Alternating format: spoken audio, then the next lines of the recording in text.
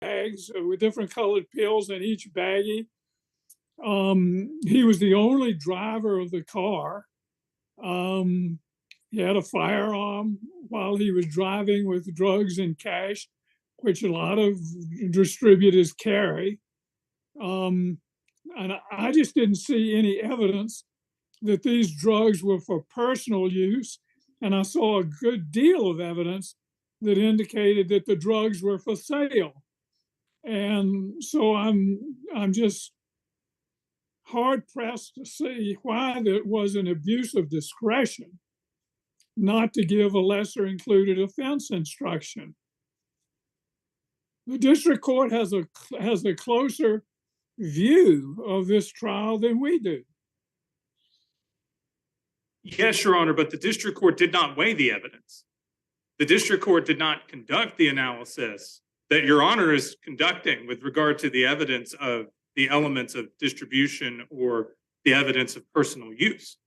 The district court conducted nothing along those lines. And so this what kind of illnesses could the drugs that he possessed have been used for? Well, there is evidence in the record that he had arthritis, that he would... And what were the drugs he had? He had oxycodone. Is that used for arthritis, I guess? Yes, he could have taken that absolutely for pain? Yes, for pain. He also had fentanyl. He had fentanyl, but it was scored as oxycodone. Well, I understand that, but he had fentanyl, and he had the bags labeled. One of the labels was incorrect, apparently, but and there's nothing suggesting that he was taking medicine for his pain. Well, that is the inference you can draw, is that he was taking medicine for his pain. That's Is that your best argument, that he might have had it for personal use because he had ailments? If you're looking for, right standard of affirmative evidence that the defendant presented, yes, I believe you can still draw other inferences from the evidence that the government presented. But well, he had this firearm stuck down between the seat. And of course, we got a lot of cases about the connection between firearms and drug distribution.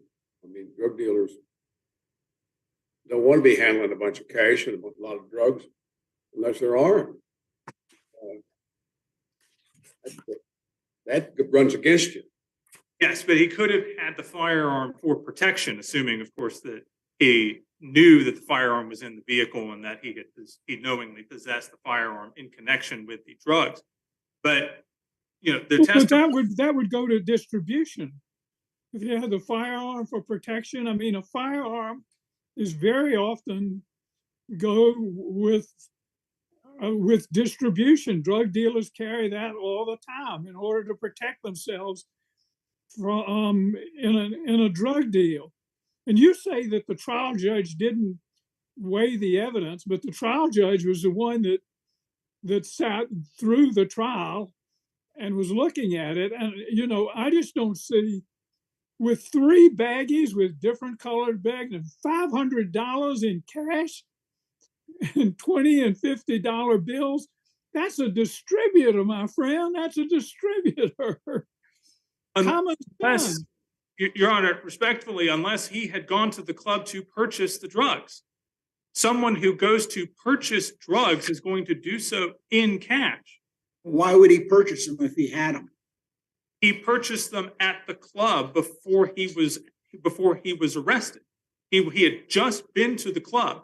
He could have met his distributor at the club. Well, then he wouldn't have the cash because he would have spent the cash. But he might not have bought everything. He might have brought extra with him. He didn't know exactly how much he was going to get. Sometimes your distributors do not have everything that you expect to get. He was also at a club. He goes to a distributor. Normally, the cases we have is a person goes up and buys an immediate need of drugs that'll carry them for the next day or two, and doesn't have a lot of cash lying around, and they're not armed. They go up basically. They're supplicants. They're purchasers. a person who has it for use, but this man had 3 baggies. Now, does he go to a person for personal use and buy 3 baggies labeled and color coded and with 3 different drugs? Why would he have 3 different drugs for personal use? If he thought they were all oxycodone, I don't know why his distributor gave him those drugs in that manner. And again, the fact that one of them was fentanyl, there's no evidence that he knew it was fentanyl, that he knew that it had been coded, all he knew at the time was that it had been stamped and marked oxycodone. And I'm sure. But his girlfriend took the stand and never testified that he took any medicine to relieve the pain or whatever. I mean, that wasn't even really followed through at trial. I honestly, we really can't. District courts do play a role in our system, and this is classic district court stuff, to decide whether to give a lesser included offense, and to say that a district court abused its discretion in the face of this sort of evidence, where the evidence, it seems to me, as a matter of plain common sense, goes to distribution and not to possession. It almost makes us look silly. Well, Your Honor, obviously, I respectfully disagree. Fair enough with that.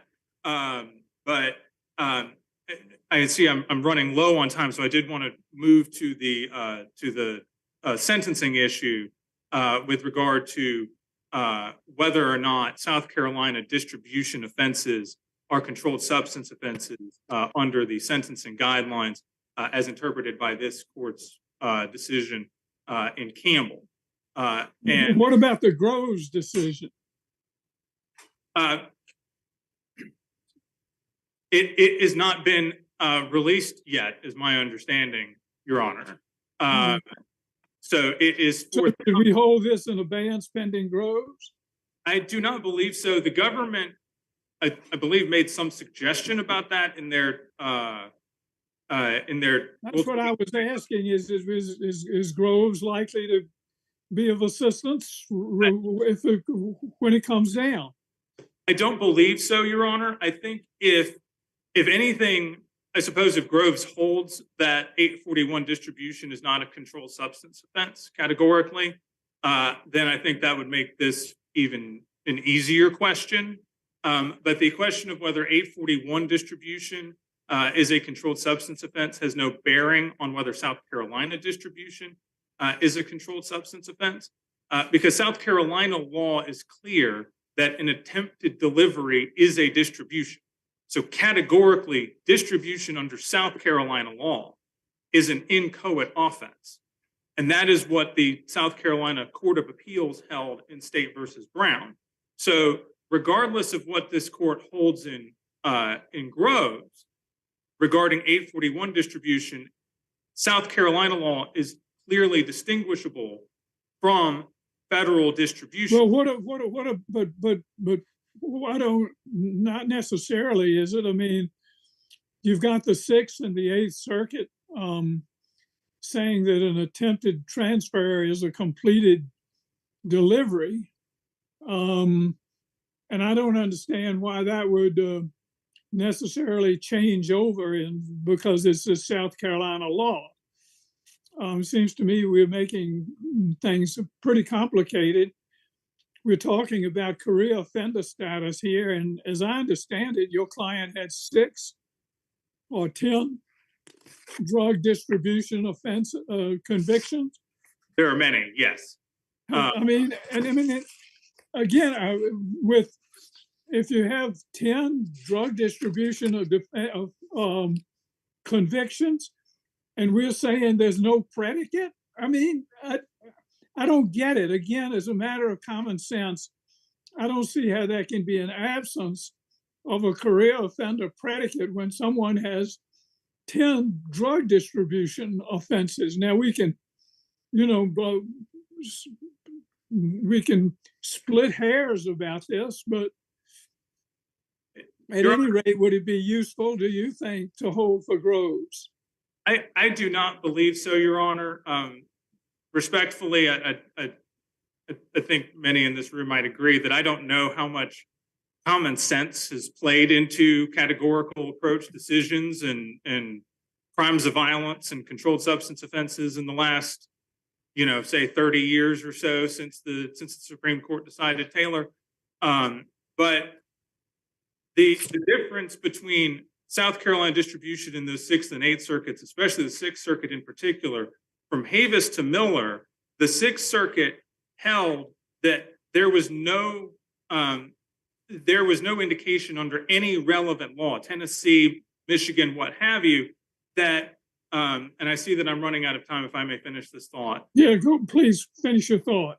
That there was no indication under the relevant state law that attempts were prosecuted, attempt to transfer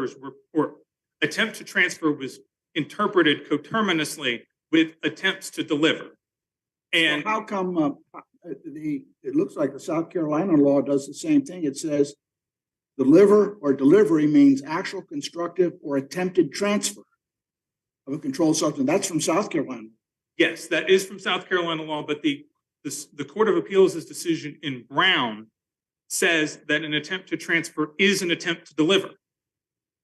So that... Well, the statute says deliver or delivery means attempted transfer. Yes, but then the Court of Appeals interpreted that provision to mean that it is attempt to deliver. You're talking about the Court of Appeals for South Carolina. Yes, correct. Is that the high court in South Carolina? It is not the highest court, but there is nothing for this court looks to the intermediate court when there's no precedent from the highest court, and there is no Supreme Court decision on point. The Court of Appeals' decision is the only thing that we have. And as I mentioned in my supplemental reply brief, there is no evidence that South Carolina prosecutes attempted distributions or attempted deliveries.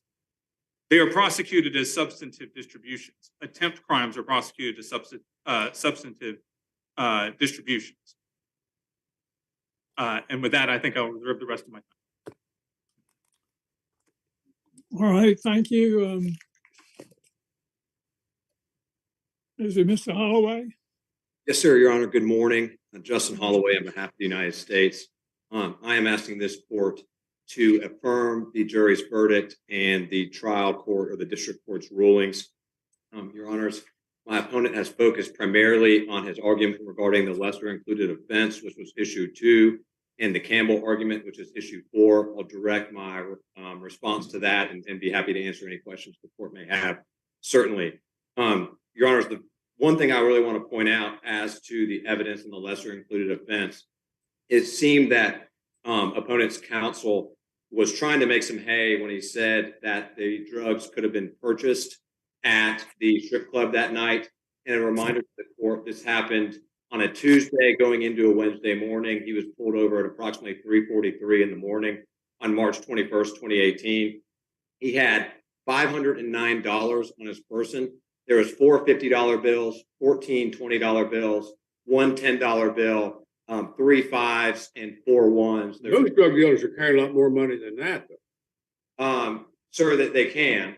In Dillon, South Carolina, Your Honor, that's probably a good chunk of change. And Your Honor, there's a witness testified for the government that each one of those pills was going to cost approximately $20 to $30. Your Honor, he was in possession of 25 pills. So we're talking about in excess of $1,000 in value between the pills and the money that was in his pocket.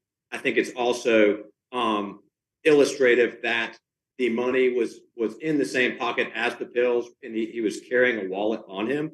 And there was no evidence, as this court pointed out, Miss Manning, who testified that the defendant had arthritis, the same defendant who also ran from law enforcement that night at 3:43 in the morning. There was no evidence that he actually had purchased the pill. She did not testify that he purchased those pills at the strip club. She didn't testify that he used those pills. And the purpose of the stop initially was because Deputy Cox thought that Mr. Davis was under the influence. They actually called out the South Carolina Highway Patrol, who does the vast majority of DUI investigations in South Carolina, especially in rural counties like Dillon. And the highway patrolman, the trooper, determined that Mr.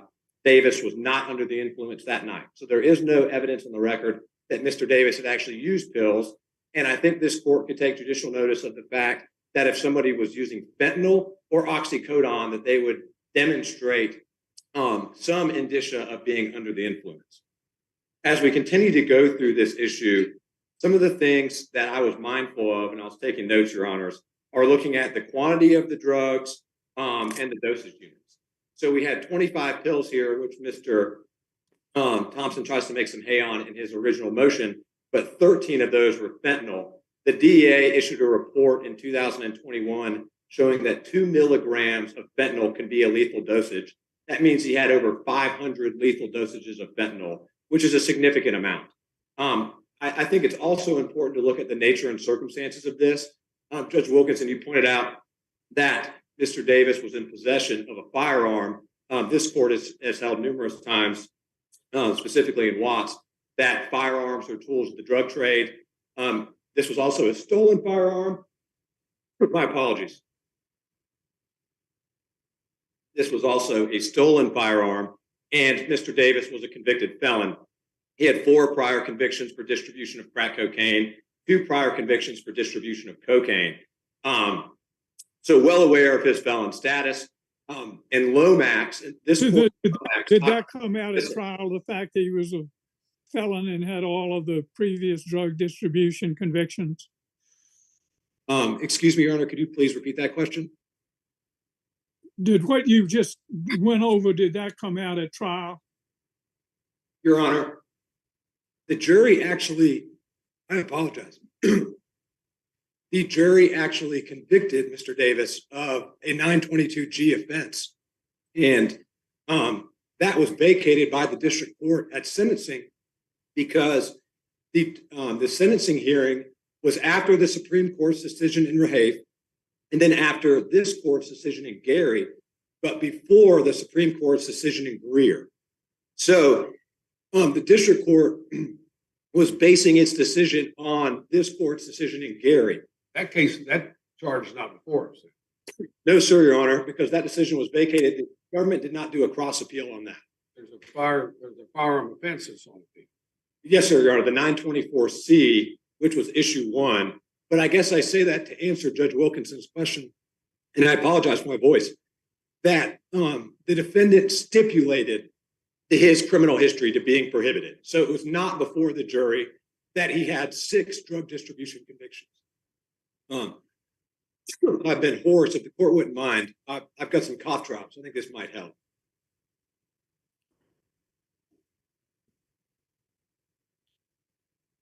Well, the point we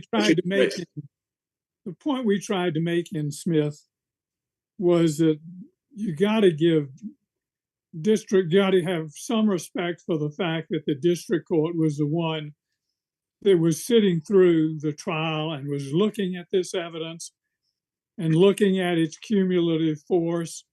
And if we reverse here, with facts as condemning as these, and with so much of the evidence, not just any one piece of it, but a cumulative force of it goes to distribution, and not to possession, it would be tantamount really to saying that we have there is no district court discretion at all. You have to do this in every single case, and that's not where that's not where the precedent goes, either in this circuit or anywhere else. Yes, sir, Your Honor. I think that this court, Your Honor's opinion in Smith was very instructive. One, it talked about how this court's opinions in Baker, in Levi, and in Wright can be read together, which is important. The one thing I will point out is that Smith also said that any expansive reading in Wright, that it was the defendant's requirement to produce affirmative evidence of personal use to merit the lesser included, is no longer a standard. That is not a standard. However, Smith was very clear that there still needs to be a substantial basis for an inference of personal use before requiring an instruction on a lesser included. And that basis, Your Honors, would lead to either sharply conflicting testimony on the element of intent to distribute, which we do not have, or it would be the conclusion on the lesser included may be fairly inferred from the evidence presented. And as Your Honors have said time and again this morning, 3 baggies, color-coded, over $500 in cash, fentanyl, stolen firearm by a felon, no evidence of use, no evidence that he purchased that at the strip club. All of the evidence. Was the fact that it was a stolen firearm put in evidence?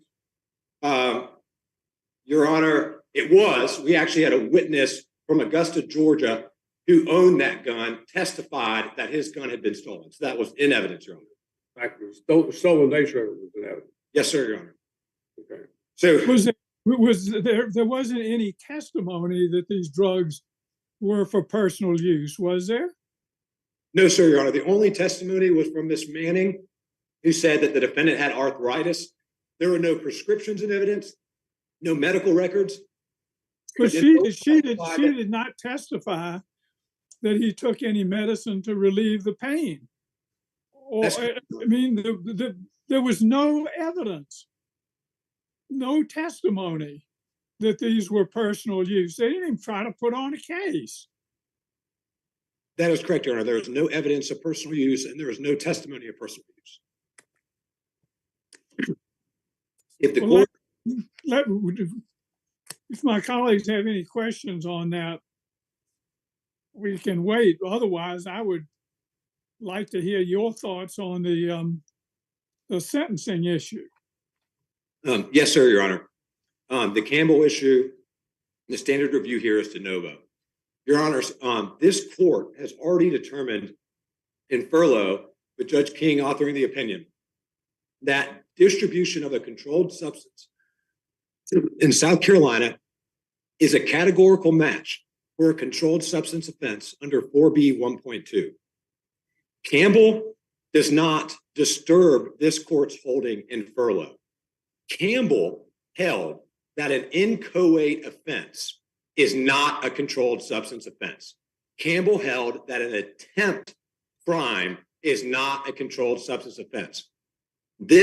What the defendant has been convicted of, 6 charges of distribution in South Carolina, are not inchoates.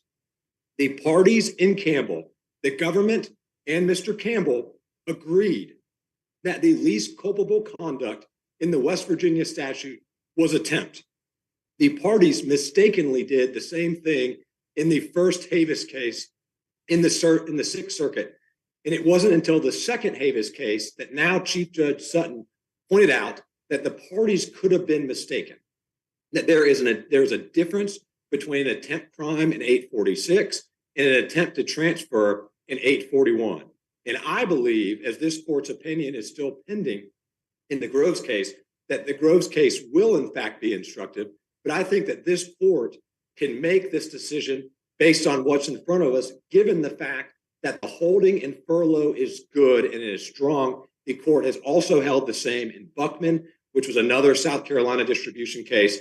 Furlough was based on an unpublished opinion in Marshall, interpreting possession with intent to distribute.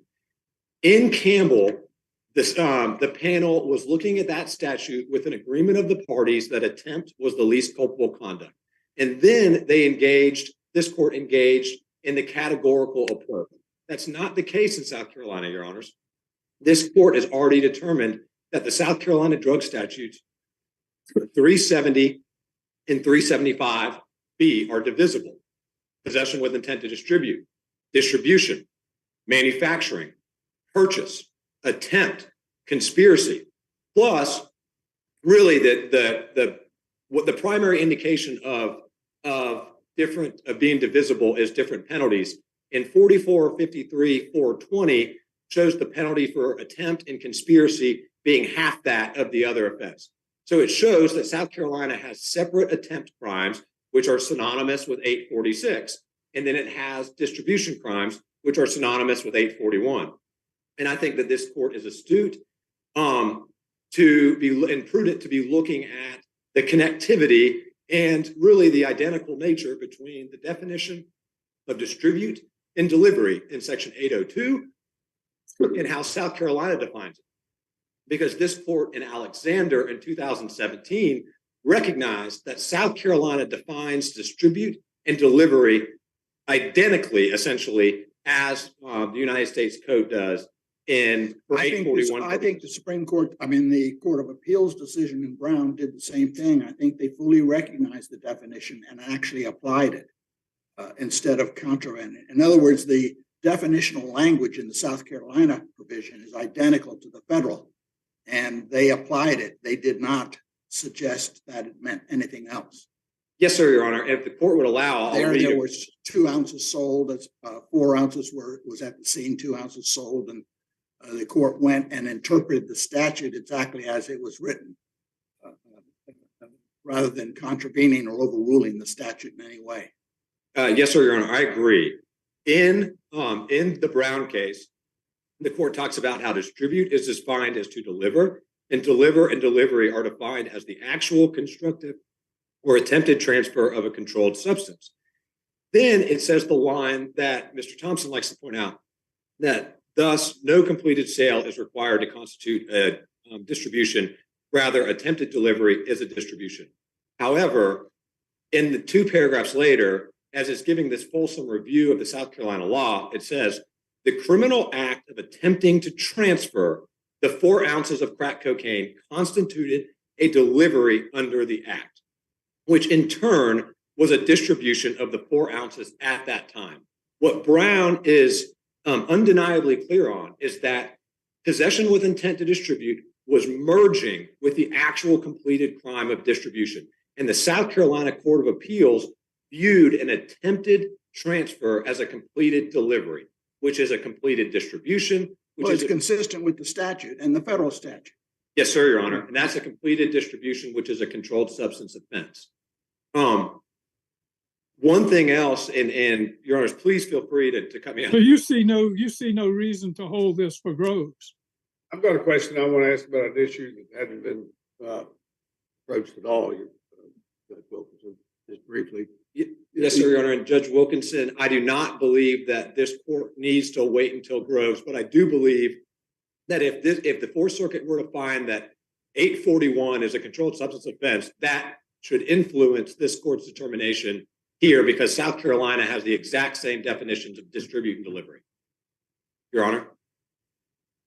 The Rule 106 of the evidence rules. Yes, sir. On the telephone call from the jail. Yes, sir. You all put an isolated part of that conversation into the government's case. And then there was an argument about whether there was something else that needed to go in there. There was the part that you put in, you deemed, of course, being the prosecutor, deemed to be inculpatory. Yes, sir. And the defense wanted some other part to come in under the completeness rule. Yes, sir.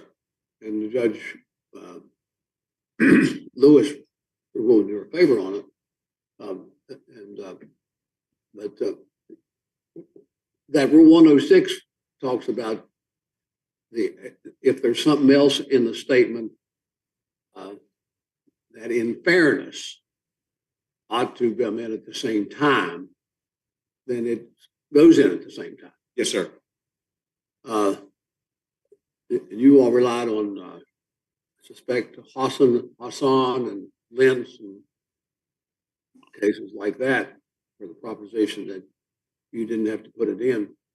But why not under the fairness provision of the rule did you not have to put it in? If you're going to pull out a squib that you argue is inculpatory, why wouldn't you have to, in fairness, let the jury know that there's another statement in there that's arguably exculpatory in that connection? I mean, the government has an obligation to be fair.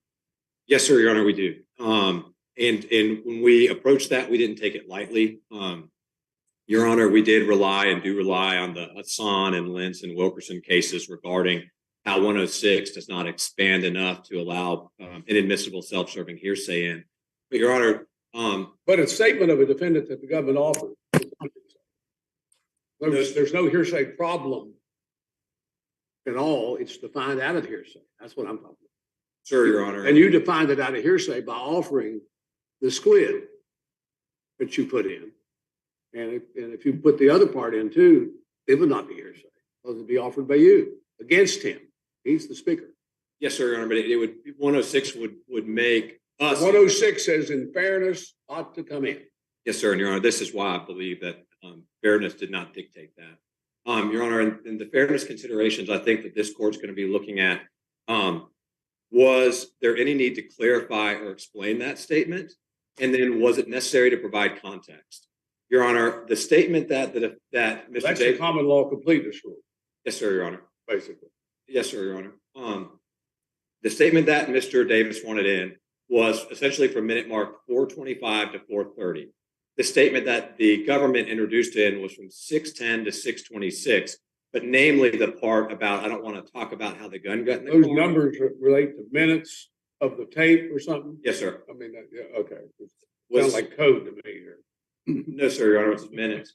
623 to 626, so it was roughly 2 minutes apart. I admire your knowledge of it, of the detail, but go ahead. Thank you, Your Honor. I just wrote it down.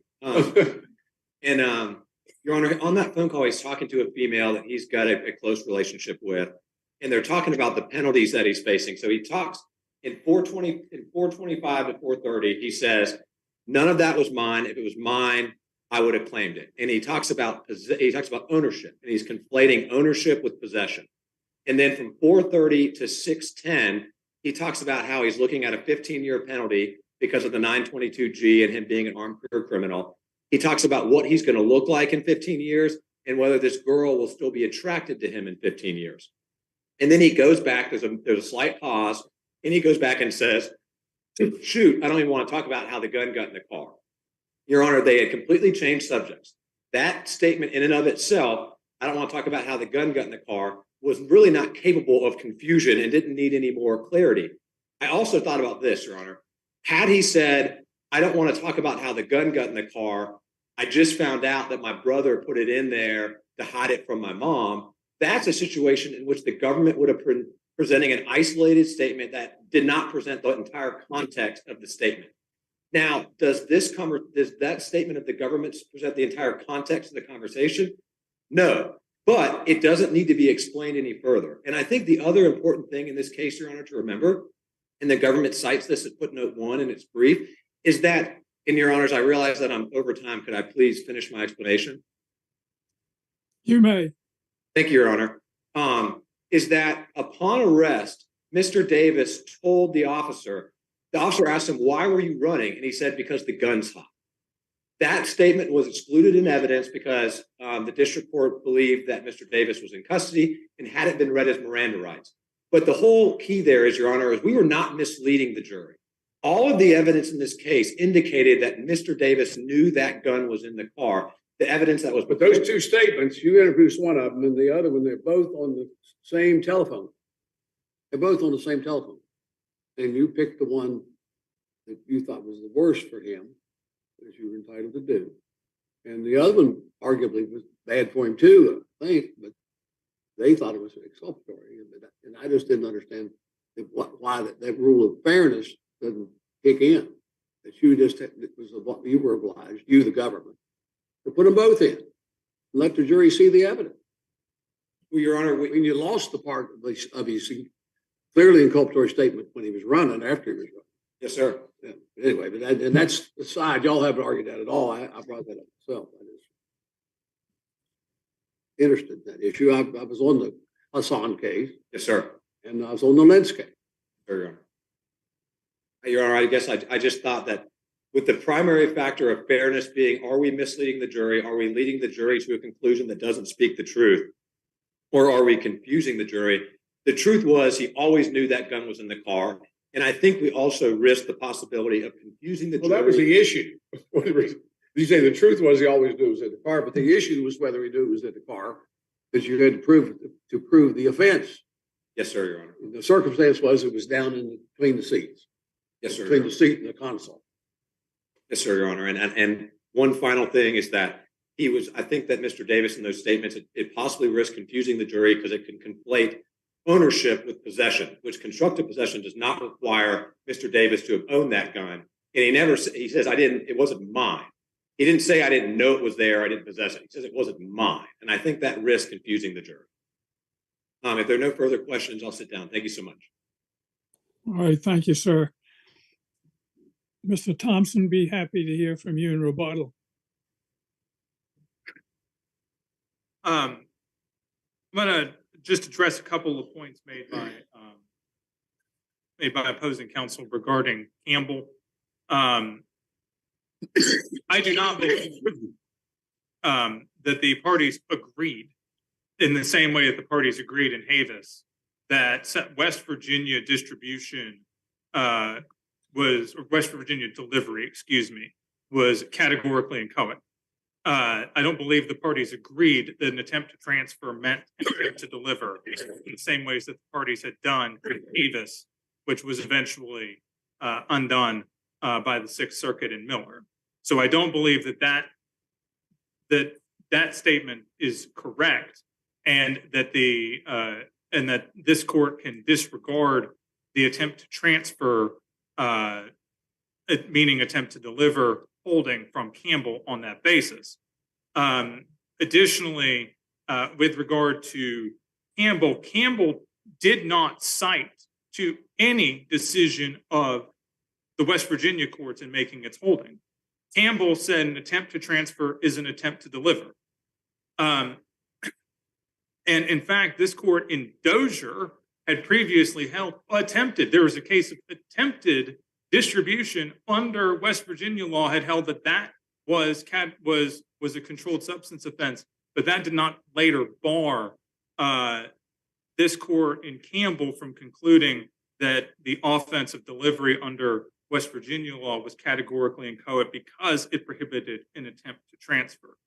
One thing, I think that maybe you would agree, at least to this extent, that the law in this particular area about what's an attempt and what's an inchoate crime and what's a completed crime is becoming almost impossibly Byzantine, where we're splitting hairs too thin to be split. And I'm wondering if you're holding that an attempted transfer is, we have two circuits out there already saying that an attempted transfer is a completed delivery. And now we're coming in, you're asking us to hold that, no, this is, after all, an attempt crime. And so, at least on the face of it, there seems to be some inconsistency with what the Sixth Circuit and the Third Circuit are doing. And you can say, well, the one was a state case and the one was a federal case and so forth. But when you look at the definition in 53-110, which says in the South Carolina, delivery means the actual construction or attempted transfer. So if we say, notwithstanding that language, that an attempted transfer is still inchoate, aren't we just adding to the morass and the confusion that's already out there? It seems to me if we hold that an attempted transfer is, as the Second and Third, as the Third and Sixth Circuit held, if we hold that an attempted transfer is a completed delivery, that will at least have the virtue of having the three courts of appeals ruling on the thing, as I see it, to be in accord. And that might actually make us be a small step in contributing to the coherence of this whole area. I have 2 points to make to that, Your Honor. The first is to note that we're already in conflict with the Sixth Circuit because of Campbell. And the government made similar arguments regarding North Carolina distribution and delivery offenses in Locklear, and this court again reaffirmed Campbell, and that's an unpublished decision, but it didn't need to be published. Campbell already made the holding that attempted transfer means attempted delivery, and thus the offense was categorically inchoate. And this panel, respectfully, cannot overrule Campbell.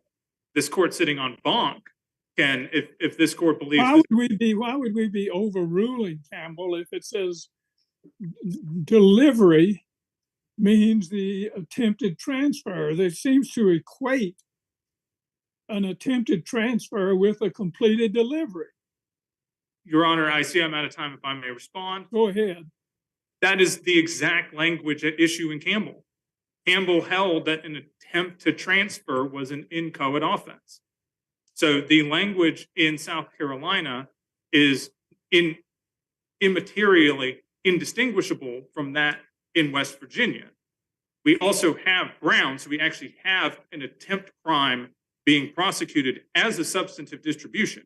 Doesn't Campbell address attempted commission of the crime of distribution of a controlled substance offense? Whereas when you get into the offense, they don't say it's an attempt. They say it's an actual distribution because it's an attempted transfer, which is different from an attempt to do the offense. In other words, it seems to me that the statute of itself eliminates, determines that there's an actual delivery when there's an attempted transfer. It doesn't say attempted delivery, it says attempted transfer is a delivery, because that's the definition, both in South Carolina and in the feds. Your Honor, but if you look to Campbell, when this is at 22 Fed 4th at 442, it says, this is talking about West Virginia statute, the statute further provides that deliver means the actual constructive or attempted transfer, attempted in italics, from one person to another of controlled substances or imitation or counterfeit controlled substances. The very next sentence is, in other words, the least culpable conduct criminalized by the West Virginia statute is an attempt to deliver a controlled substance. So this court has already held— The attempt to deliver is different from deliver, right? Attempt to deliver. That's what Campbell latched on. Attempt to deliver is different from deliver. But an actual delivery includes definition. Your Honor, attempted transfer. His conviction, Mr. Campbell's prior conviction, 22 Fed 4th at 441, is a West Virginia conviction for delivery of crack cocaine. It's substantive delivery, and this court held substantive delivery categorically is inchoate under this statute. Our statute is indistinguishable from that statute, and not only is it indistinguishable, South Carolina has interpreted attempted transfer to mean attempted distribution and attempted delivery. So it is distribution is categorically inchoate. The second point I wanted to make, Your Honor, is that with regard to your Judge Wilkinson, your question about how Byzantine this is getting, I believe the United States Sentencing Commission is meeting today and tomorrow to discuss how to fix the guidelines to correct this problem in light of this court's decision in Campbell, in light of Havis, in light of Miller, in light of what the Third Circuit has done, in light of the 11th Circuit's en banc decision in Dupree a couple of months ago. I believe the Sentencing Commission is going to fix this problem. This is going to be a short-lived issue. But as it stands right now, this court's decision in Campbell should be controlling of this court's ruling in this case, because the statutes are indistinguishable. And yet the South Carolina statute defines deliver or delivery. It doesn't talk about defining attempted delivery or attempted something. It says deliver, which must mean not an inchoate. That's not an inchoate concept. It must mean a completed delivery. And you say a completed delivery means an attempted transfer. All these things are deliveries, not attempted deliveries, not inchoate crimes, but deliveries. and attempted transfer, the statute equates them. It says an attempted transfer is a delivery. It's a completed delivery. I mean, how can we look at that statute and get anything else out of it? That is what this court has already done in Campbell and in Locklear. The exact same statute, the exact same language is held twice that it is categorically inchoate. And it says attempt. It's an attempted offense. And South Carolina law says a distribution is an attempted delivery. Categorically, it is an inchoate offense. And there is no evidence, and the government doesn't cite to it because they can't. There is no evidence that South Carolina actually prosecutes attempted delivery crimes or attempted distribution crimes. They prosecute them as substantive crimes because categorically they can. And they do. Well, I was told to look at the text of statutes, but perhaps that's an outmoded view. Your Honor, again, as I said earlier, I think common sense has left the building when it comes to the categorical approach. But this is where we're at. This is the law. Well, maybe common sense has left the building. That's a sad commentary, but I'm not sure that the textual analysis of a statute has left the building. At any rate, let me ask my colleagues if they have further questions. Judge Niemeyer, do you have any? I'm fine. Judge King, do you have further questions? Fine. All right, we thank you very much, sir. Thank you. We will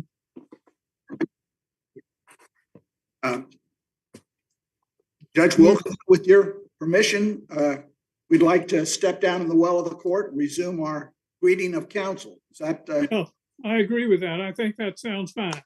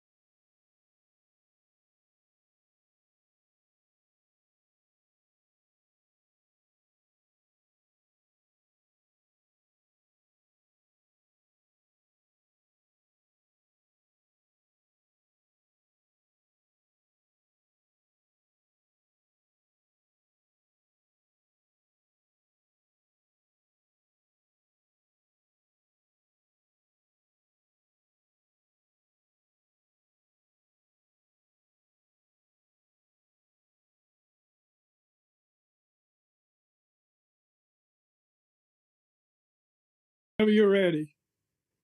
Thank you, sir. Your Honor, can you hear me okay with this mic? Yeah, I can hear you fine. Thank you. Thank you. Well, may it please the court, my name is Rob Wilder, and my colleague here is Curtis Elliott. In the back, three of us represent the appellant, Clary Hood, Inc. I've reserved 5 minutes for rebuttal.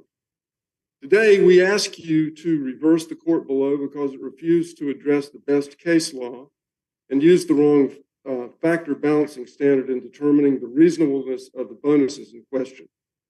We ask you to consider the manner in which the bonuses were determined by the taxpayers' advisors as a proper key factor to consider. Let me just at the beginning, and you can defer this if you wish, but my question would be if we were to adopt formally a multi-factor test as opposed to the reasonable investor test through the lens. Would we then be approving the IRS, the tax court's decision No, Your Honor. on a deferral to the findings of fact and judgment that it made? I don't think so. I think that I'm going to be talking about a lot of different cases. So your argument would be that even if we were to apply the multi-factor test, that you would, we should reverse the tax court. Yes, Your Honor, that's going to be my argument. And I'm going to flesh it out a little bit, but in a nutshell, well, I guess the first thing I want to say is this. In Dexel, page 23 of the brief, the Second Circuit held that the tax court's failure to consider the executive's compensation from the perspective of an independent investor and to ignore the returns to the shareholders was legal error. And in Dexel, the ROE, the return on equity, was 25.5% and 26.3%, which the court said was reasonable. In this case, for the 2 years, the ROE was 25%, and that's not right, 22% and 36%. In addition, our company. What's the standard of review here? De novo. What? It's de novo, Your Honor. I don't understand that. I thought this was a question of fact, which was determined under the multi-factor test by the specifics of the individual case, and we had to find a clear error as to the tax court's finding. Your Honor, I think if the court used the wrong standard, that's a question of law, and that's a de novo review. Well, that got to my question initially. That, in other words, I came in thinking that we really have one question of law, that is the proper test to apply. Yes, sir. And if we once decide that, then, and I was assuming that if hypothetically, if we were to adopt the multi-factor test, which the tax court applied, then isn't this just a clear error case?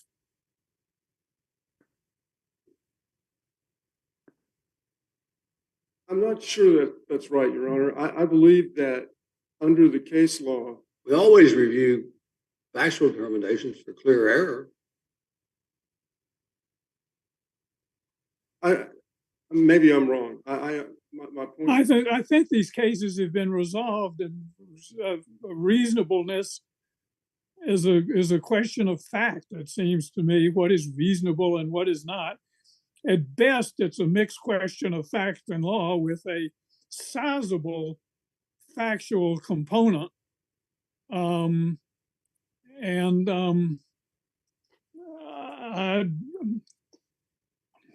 It's hard to see, whatever the test, just speaking purely for myself, how the tax court went wrong in this, because the vision that Mr. Hood puts before us is that this $5 million bonus was all due to his visionary leadership. And there was this vast uptick in profits in 2015, 2016, and it was due to his visionary leadership. And, you know, that seemed a little bit vain to me to say that it's all due to me and my leadership, and that the improvement in economic conditions during those years played no part in it. And, you know, to say that this is all one man's doing, and to leave the larger economic context aside, it did seem to me a little bit vain. Your Honor, let me say this. It's too bad we didn't bring Mr. Hood up here so you could take a look at him. He is the least vain man in the history of mankind. Well, I can't take notice of that. I have to. My point really is this. I believe the court below found that most of the appreciation and growth was as a result of Mr. Hood. Well, I'm not denying that it took a role, but the problem is, by his own testimony, he said he wanted to get money out of the business because there was going to be a changing of the guard, because his son was not going to take over the business. And so he wanted to get money out of it because his son wasn't going to take it over. Well, okay, but that goes to draining the corporation rather than reasonable compensation, because I can't see whether the prospect of his son taking over or not taking over has any relationship to the reasonableness of compensation. Well, Your Honor, let me say two things about that. One, in all these, and going back a little bit to what you said about vanity, I mean, in all these cases that we've cited to you, where some highfalutin executive makes a huge difference in the company, I guess they would always seem vain. With regard to taking the money out, if you look at the overall testimony, he did say that, but he said lots of other things that didn't indicate that he was trying to strip the company. And if you look at it this way, Your Honor, in the 2 years in question, the shareholders got the benefit of 45% of the profits in 2015 and 65% of the profits in 2016, so that you could hardly say he was stripping down the company to feather his own nest. Well, there weren't. I realize that shareholder benefit comes from appreciation and not just cash dividends. There are a lot of shares where shareholders invest for the appreciation rather than the cash dividend. But it is odd that there were no cash dividends paid to shareholders during a 17-year period, even when there were substantial sums available. Well, I think I can clear that up for you easily enough, Your Honor. This case is different than, for example, Home Interiors, which was a Tupperware company, where they utilized dividends more freely. But in a capital-intensive business such as this one, the only way to remain competitive is to spend loads and loads of capital on replenishing and growing the fleet of heavy equipment, which is what they've done and always done. And in fact, I mean, that's certainly a legitimate point, up to a point. But it is, again, one of those factors in assessing reasonableness. There were plenty of employees, 150 of them, I guess, and they didn't get a cent. And meanwhile, they didn't get a bonus. And meanwhile, he's got $5 million, and the employees, and plenty of them at least, didn't get any bonus. And so at a certain point, and it's a question of degree, I think, which is one reason I think it's a factual question, because this argument, but the impression I got overall is that the shareholders and the employees were not really sharing in the good times, that it went to Hood himself. And I realize, as the CEO, he deserves a bonus, and he deserves the largest bonus. But again, it's a question of degree. Do you get $5 million when the shareholders and employees don't share in the good fortune? That's troubling to me. He took it for himself. Well, let me say several things. This is a closely held corporation, isn't it? Yes, sir. So this bonus was not approved by any outside directors. There wasn't a board of directors the way there is a board of trustees that normally approves these bonuses and gets it out of the red face test. Well, Judge, I mean, there's a great answer to that, I believe, which is this. Yes, it's true that Mr. and Mrs. Hood are the shareholders and the directors of this company, but they were advertent to the fact that they're not experts in the field of taxation. And when Mr. Phillips, the CFO, thought that a raise and bonus was appropriate, they brought in an outside accounting firm. And the accounting firm was the one that performed the analysis and made the recommendation that the bonus be as it was. I understand all that, but that is still different from a board of directors with lots of outside directors who approve a bonus. Even then it can be high, but at least you cover yourself rather than having your own accountant do it.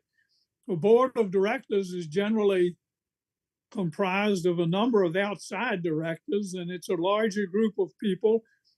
And so you have a closely held corporation, you have to at least, ask whether this is reasonable. And then another point I want to raise with you is before the tax court, the tax court found there was no increase in Hood's responsibility or workload to justify this huge increase in compensation. So what do you say about that? What do I say about there was no increase in his duties? Is that right? I'm saying that reasonableness can be tested by whether there was a big increase in his workload or his responsibilities. Judge, it's undisputed that this guy worked north of 60 hours a week every week, and there was no way he could work any more than he did. He served the role of president. He served the role of he was basically did the selling, did the supervised all the work. He couldn't have done any more. Mr. Wilder, the issue, one of the issues that the tax court focused on, at least I think impliedly, maybe explicitly, was you have all this cash that grew in the corporation. Yes. And you made the argument, well, this is a capital intensive business, and so it needs to have cash. Yes, sir. But the question I think the IRS was faced with was, oh, right, he takes out $10 million to take cash out to bring cash to himself. And the question is, why wasn't that done with dividend rather than income? And the answer is, of course, you avoid taxes. You avoid a level of taxes by doing it through compensation as opposed through dividends. And it seems to me where the IRS came down and said, we're going to independently review under the multi-factor test the reasonableness of that distribution as income to him, and the remainder would have to be distributed as dividend, which of course would be taxed. Well, I think that the case law is crystal clear, and we cited many cases that stand for the proposition, especially in a company like this that is capital intensive. You don't have to give dividends, and it's not. Of course you don't have to do dividends. I'm not talking about beyond the 10 million. I'm talking about the 10 million he chose to take out, which would mean the corporation would not have 10 million in cash, 5 million each year. Yes, sir. And so he made the decision to take 10 million out. And that impliedly suggested that he left enough in the business to run the company. So taking 10 million out of the company can be done in all compensation, which he chose to do with the advice of his accountants, probably to avoid taxes. Or he could have done half of it in dividends and half in compensation. But the question is, by doing no dividends, then it puts high pressure on whether that 10 million is actually real compensation. And the IRS determined it was not. It was an overstatement of compensation. It was a fair distribution from cash from the corporation. So it's a faulty issue to examine the corporation and say the corporation needed capital and therefore didn't give dividends. The question isn't whether he made the determination that the corporation could distribute 10 million in cash. The question is whether it comes to him in compensation or in dividends or a combination. And the IRS took issue with only one thing, and that is to load it all up on compensation was unreasonable because it did not pay attention to the factors for compensation. Rather, it looked like it was a tax avoidance. Well, Your Honor, I still believe they applied the wrong standard, and I've gone over my time. Can I answer the question? Please. Nevertheless, the court below violated the teaching of 14 cases that we cited. They simply didn't consider the shareholder benefits of the return on equity and the retained earnings. And with respect to the retained earnings, the court found that the cash in the company after paying the bonuses increased 15-fold. That's my whole point. It doesn't matter. It's irrelevant. The relevant question is, what about the 10 million in cash that was taken out? And the question is, there's no criticism that you could take it out and there was enough cash left. And also there's no criticism the fact the company needed cash because it was capital intensive, a lot of heavy equipment and so forth. So the issue isn't whether the corporation acted properly in distributing $10 million. The issue is whether it was acted properly in distributing $10 million as his compensation. And I guess as distinct from, say, just hypothetically, what they approved is they approved a total of what, 4 or 5 million in compensation. Just around the 3.7 in the 1 year and 1 point. It was 5 million out of 10. Yeah, 5 million roughly. So they approved roughly 5 million as compensation, and the rest could have come to him by way of dividend. In other words, that's what they said. And they noticed that dividends, if they wanted to get cash out of the corporation, they could do it through dividends if they wanted.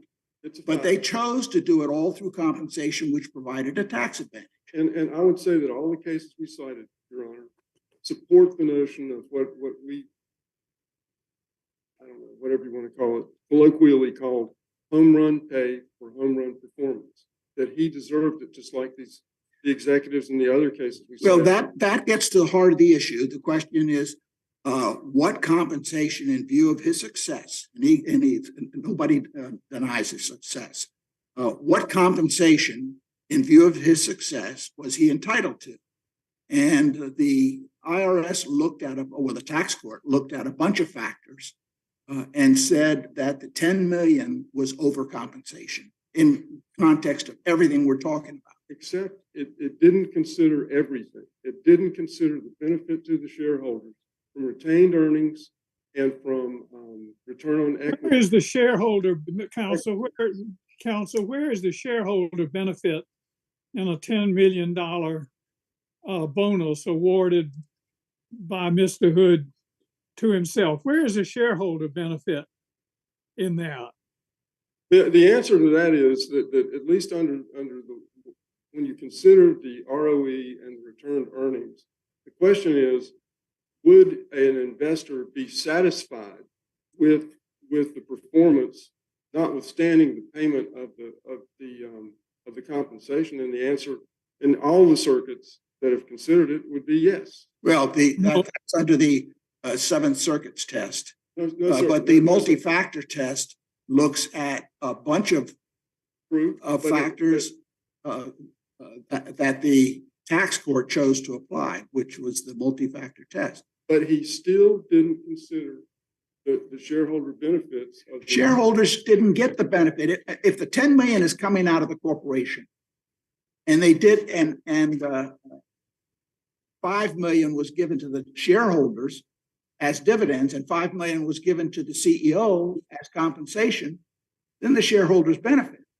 But in this case, the shareholders basically forewent the $5 million that could have been paid in dividends. And the question, nevertheless, is that fair under all the circumstances? When you consider that's a fair enough question. Yeah. When you consider the transformative work that Mr. Hood did, that is, changed what they were doing completely, went from one line of work to another, and it went from being a highly respected, good company that was a mediocre. It's all undisputed. I mean, it's all undisputed. You've got a good record. They gave you the benefit of all that. Yeah. Listen, Your Honor, I'm certainly not trying, I guess I'm arguing with you a little bit. I'm just saying, I think it's legal error that the court. What's the legal error? Applied the wrong test? Yes, sir. You want the sophisticated investor test? I feel like regardless of whether you have. No, but do you want us to stop the sophisticated investor test? We invited you to consider it, but we believe that whether you determine it's multi-factor, lens test, or presumptive. Well, if it's a you can still- multi-factor, there's no legal error. If you're accepting the multi-factor test, that's what the tax court applied. I don't. So think the only that's right. question left is the clear error on the fact Well, finding. I believe, Your Honor, that nevertheless, he's still required under the case law to consider the return on equity and the retained earnings, regardless of The which test. findings we of use. fact we review for clear error. Now, we could review the test, appropriateness of which test, de novo. Open the- And you don't plant your feet on it needs to be the sophisticated investor test. I would like it to be the sophisticated. Well, then you don't plant your feet on that. So you don't say it's error to have done it with the multiple investor test, whatever the other one's called, the multi-factor test. You don't say that's error. Yes, Judge, I am saying it's You- error not to consider this under any test. And that's Well, he what did. the case law. He did apply. No, he did not. He didn't. All right. All right. He considered the multi-factor test. He didn't consider the return on investment and the return on. He equity. he applied the multi-factor test and ruled I'm saying. against you. I get it, Judge, and what I'm saying is, I believe that the case law all the case law that we cited stands for the proposition that he has to consider the ROE and the retained earnings. The retained earnings are irrelevant in the issue in this case, because the issue in this case is just 10 million. It's not, there's no suggestion that he should have taken less out of the company or more out of the company. The question is, should he have taken 10 million out as compensation? I think we're. He's the only stockholder, so he could have given himself 5 million in dividends. He could have. The reason he didn't is because he would have paid another level of Well, taxes. that's not supported by the record, Your Honor, and that's not what his advisor said. Remember, But that's the law. There are tax implications, that is a of tax whether it comes out implication. by way of dividend or by way of bonus. That's The tax implication. That's the government's interest in this thing. I understand. And they I say the understand bonus that. is too high. Now, I thought you also raised whether they were the appropriateness of the penalty in the 2016 year. But maybe we can get to that on your rebuttal. We talk to the government about that If you let me, too. I want to cover that. But we want you to cover it, but you're over time here. Yes, sir. I agree. Well, I will sit down. All right, thank you, sir. May it please the court, Robert Brayman, the Commissioner of Internal Revenue. I'm confident the court understands our case and that I spent too much time preparing these comments. If there are any questions, I don't think it'll take more than a couple of minutes. I want to point out that as the court understands, there's no question that Mr. Hood was entitled to all the profits. He was the 100% owner. The issue in the case isn't Mr. Hood's individual income tax liability. It's Clary Hood Incorporated, the corporation's income tax liability. And it's entitled to pay Mr. Hood as dividends or as salary, but it's only entitled to deduct in computing its taxable income a reasonable amount of compensation. You contend that the reasonableness question for purposes of the deduction is subject to a clear error standard of review? Absolutely, yes. The reason why that is so easy in this case is because the tax court conducted a de novo determination of how much was reasonable.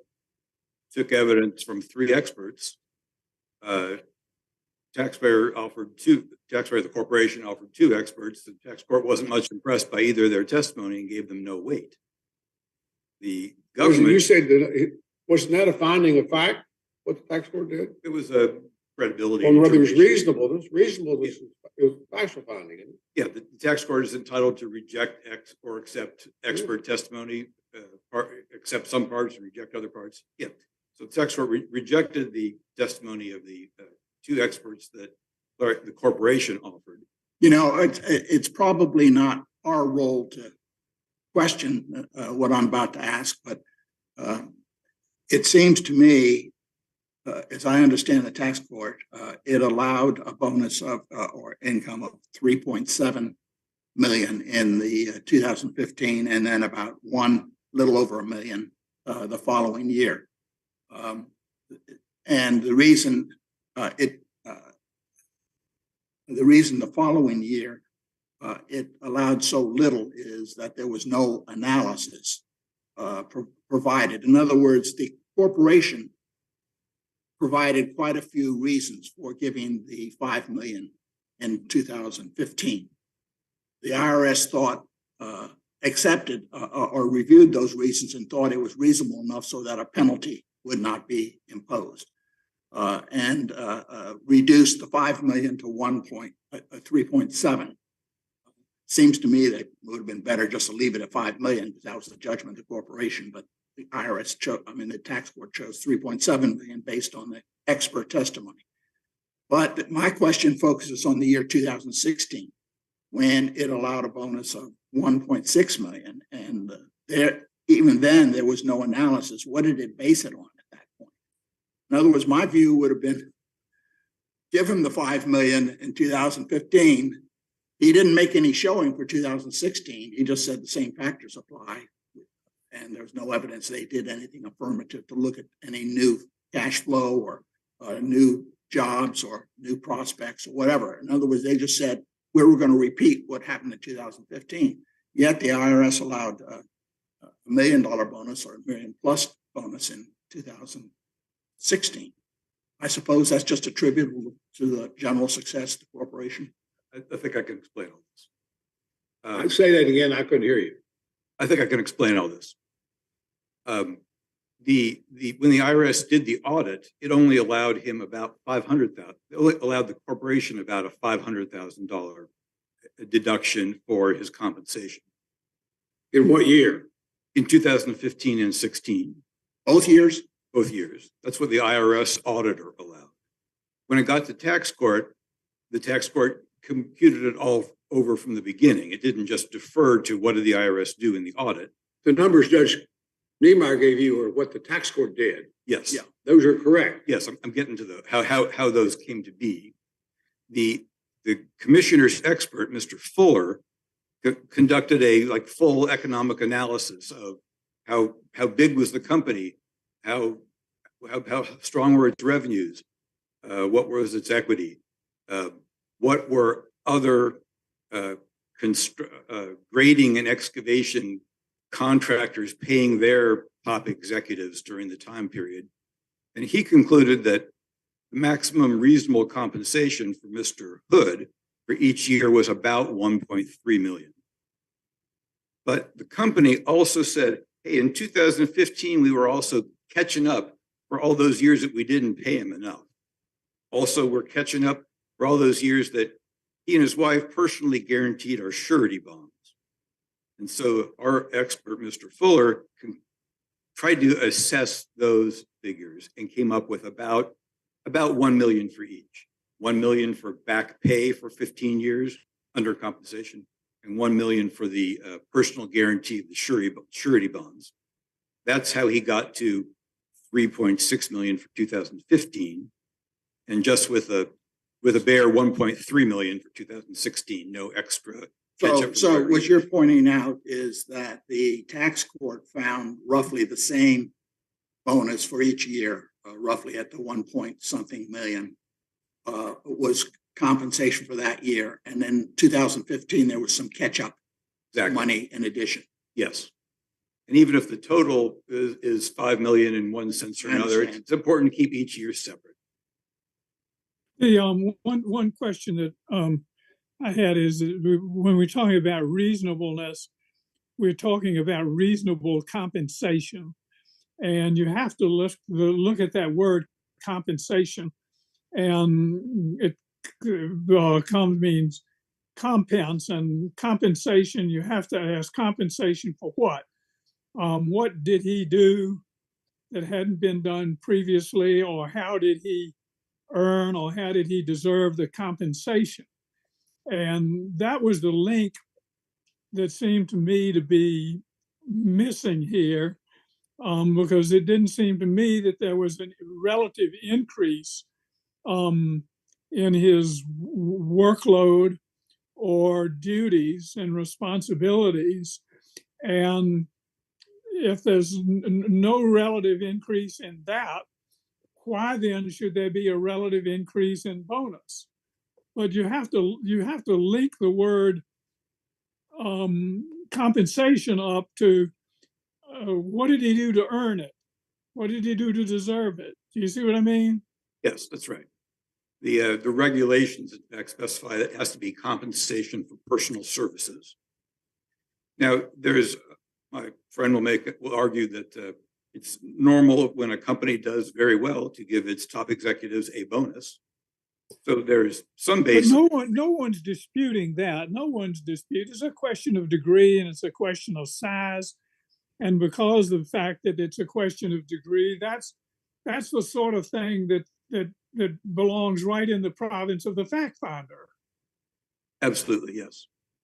I want to return to one comment I made earlier. Earlier, I said the reason why this factual determination is so easy in this case is because the tax court accepted the commissioner's experts' analysis and came up with those numbers that we just discussed. That was Mr. Fuller. Mr. Fuller, yes. The other two experts, well, my friend hasn't been talking about them because the tax court threw out their analyses. So there's no competing number. The tax court concluded with Mr. Fuller that they were entitled to deduct, 3.6 million one year, 1.3 million the next year. And my opponent is not offering any other number. Did Mr. Fuller give those numbers, or did the tax court judge pull them out of the air? Mr. Fuller came up with those numbers. Those are Mr. Fuller's numbers. Yes. And the tax court and the judge adopted them. Yeah, with one little wrinkle. Mr. Fuller came up with two numbers for 2015. For 15? For 2015, yes. He concluded that it was appropriate to compensate Mr. Hood for the personal guarantee of surety bonds. But he also thought it might be the case that in the comparative data that he used, well, in most construction contractors that are owned by one person, the owner provides a personal guarantee for surety bonds. So that kind of compensation was probably already included in the comparative data. Mr. Fuller told the tax court, you might be double counting if you include that, but I can't be sure because it's not solid in the comparative data. The tax court got to pick which of his two figures it liked there. Tax court picked the higher. Yes. He picked the one most favorable to Mr. Hood. That's right. And they're not complaining about that. It is a substantial, that guarantee, I've come across that several times, and that guarantee is very substantial risk for the contractors. And it's of course necessary because they're small companies and they don't have a lot of leverage. And so they put their own personal homes and estates up. But your suggestion is that it was unclear whether that factor was included when looking at other companies' compensations because they had not broken that out. Right. And but this corporation, for example, didn't separately pay. And the IRS auditor, though, hadn't allowed him that. That's right. Which is kind of fencing. If he's risking everything every time he signs a contract, he's guaranteeing those performance bonds. Seems to me like that's really something. But it's worth something. Neither here nor there. I mean, he gave $1 million. He got the benefit out of it. Yeah, in the analysis, but he had litigated before the tax court to get it. Yes. After we proffered our commissioner's report, we had to concede. But what about those penalties? In 2015, you gave him the tax court gave the company credit for acting in good faith. And for 2016, you denied that and said they acted in bad faith.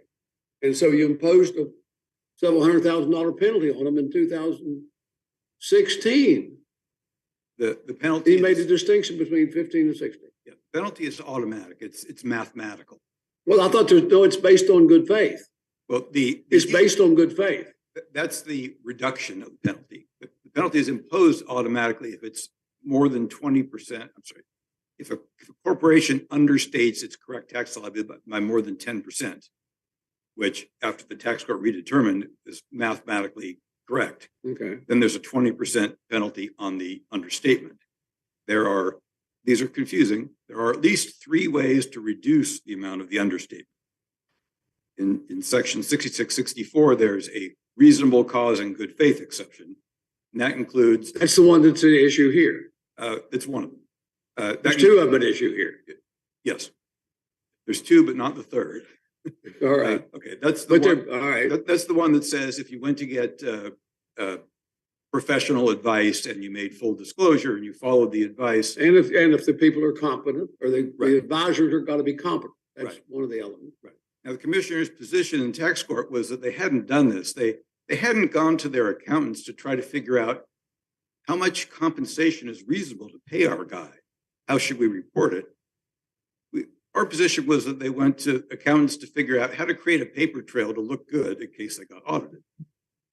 But the tax court rejected our position, found that their effort was good enough. Which gave them the good faith exception. Correct. And so in 2016 for 2015. Yeah, but the effort was, the advice they got from their accountants was, if you want to make up this back pay from 2000 to 2014, you can with bonuses. And so that's what they did. But they completely remediated the back pay with the 2015 bonus. So why are they giving them another $5 million bonus in 2016? There was no explanation between the accounting firm and the company about how he hadn't fully been remediated. On that question, as I remember seeing something, the company said that they were going to do it in installments instead of giving everything in 2015. They were going to do some in 2016. So their argument would be, and I don't know if this is legit, that's going to be my question, but their argument was, we've been underpaid and I didn't get my bonuses and so forth in the past. So I'm going to give myself a bonus of $5 million in 2015 and $5 million in 2016, which represents the catch up and the appropriate bonuses.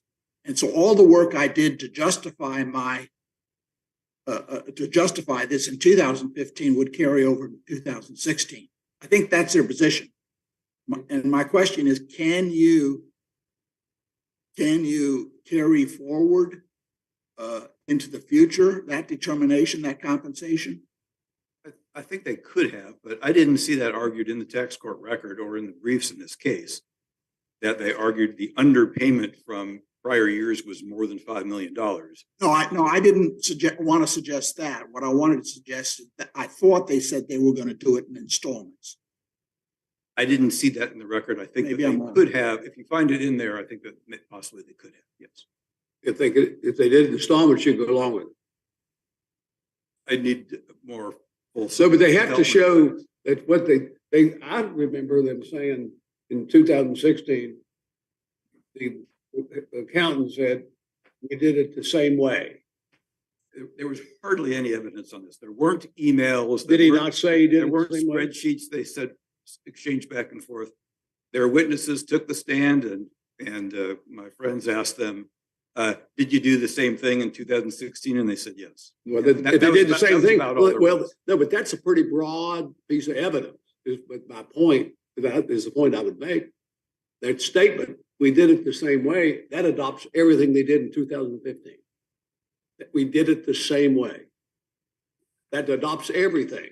So if they did adopt everything, if they did it the same way, how can you make a distinction, you being the tax court judge?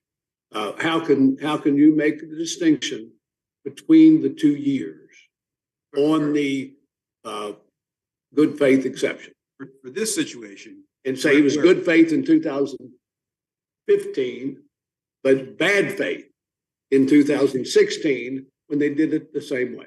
for this situation, where the point is we are remediating prior undercompensation, they needed to have some discussion about, have we remediated the undercompensation? How much undercompensation is left to remediate in 2016? Let me ask you this on that. That's my whole first question. I assume that they thought the 5 million was not complete in 2015. In other words, it was not adequate. They were going to spread it to 2016. If that is the fact in the case, would that be sufficient? Because they did the analysis once and they came up with X and they concluded, let's assume they came up and said, we want to take 10 million out of this corporation. Now, I'm not sure their intent is as pure as that, because I think he wanted to take cash out because he was going to pass it on to some employees.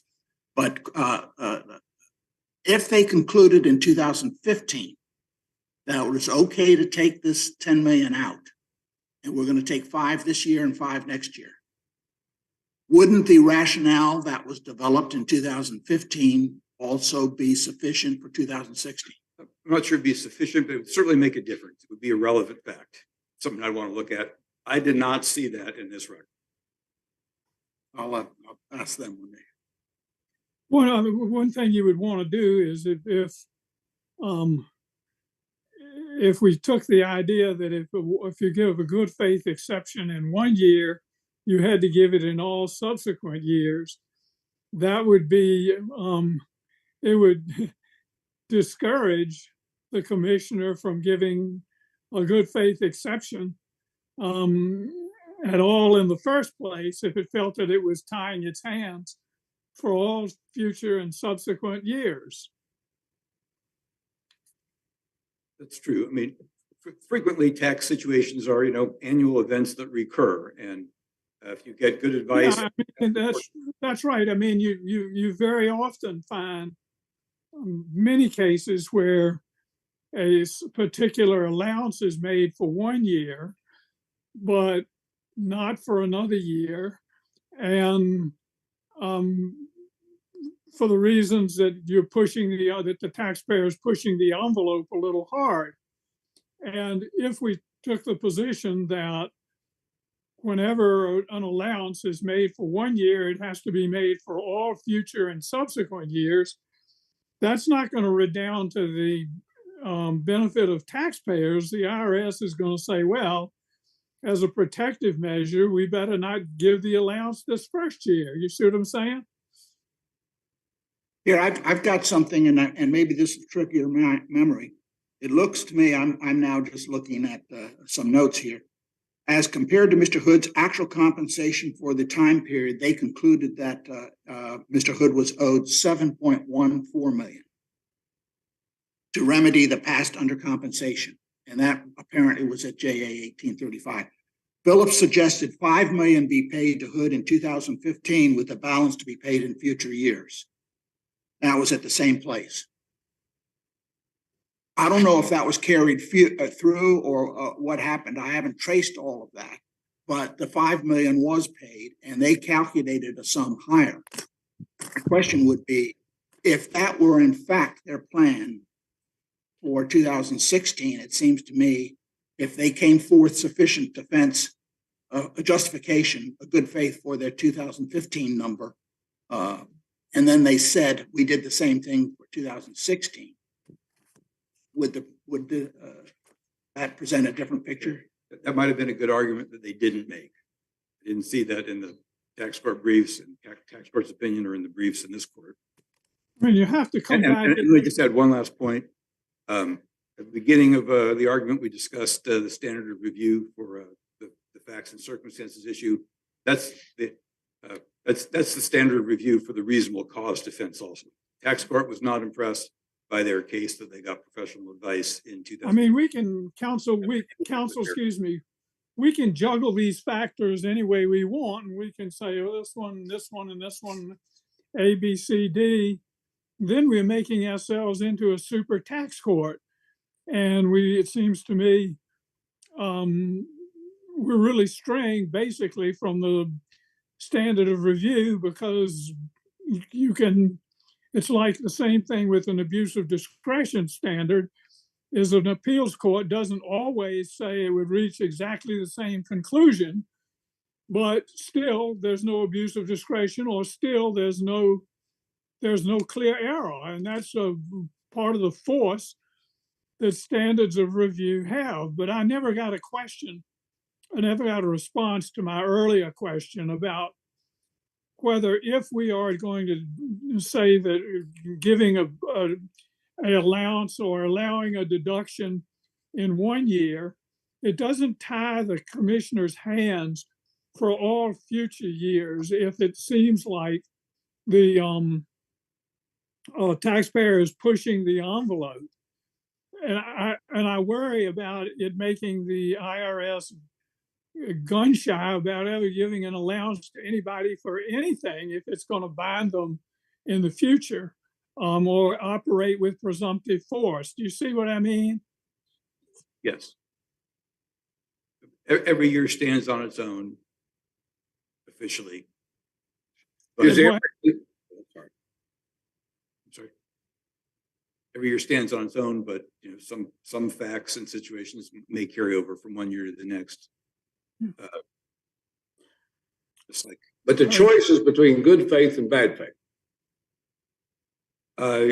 Government doesn't have to prove bad faith. It's the the taxpayer's burden to show taxpayer reasonable cause and good faith. Taxpayer is supposed to prove good faith, and if the government says he didn't prove good faith, it's bad faith. It's only choices. It's one or the other, isn't it? I think the standard And is you really say they acted in good. They think they were acting in good faith in 2015, but didn't act in good faith in 2016. Bad faith, even though they did the same thing. The term bad faith doesn't appear in the statute or the regulations or the case law.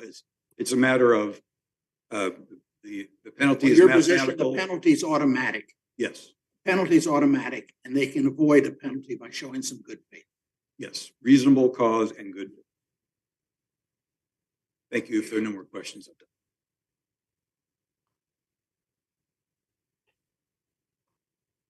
Mr. Wilder?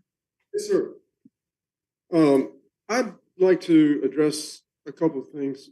One, there's a misunderstanding, and the court has brought into an argument that the government's made that this was largely a make-up compensation enterprise that we did with bonuses. And what happened was, though, CFO of the company, Mr. Phillips, who was a CPA but not a tax expert, felt that Mr. Hood had been underpaid.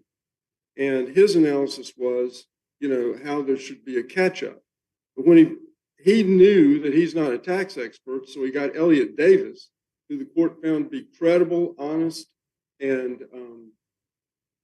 believable, to look at it. And I would just like you to look at JA 1842, which is what we call the orange worksheet, which is what Stacy Stokes, the tax partner for Elliot Davis, put together. And his recommendation for the bonus and his willingness to sign off on it was strictly based on the ROE analysis, not the catch-up. So with respect to the authority we have, the government, didn't you present your case to the tax court on the basis that some of the 2015 bonus was in part for catch-up? It certainly was a factor. It certainly was a factor. And you presented that as a factor. The reason I say this is because what you're just now saying, there's a memo in here from Mr. Phillips that says, that basically says,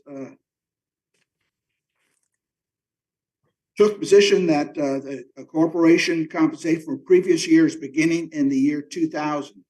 And they said base pay 200,000 a year plus 5% increase, bonuses, et cetera. Bonus due on 5/31/15 is 7,141,000. Pay 5 million in 2015, balance in future years. Oh, that's right, Judge. Yes, you are absolutely correct. And what I'm that's saying- your exhibit, right? Yes, sir.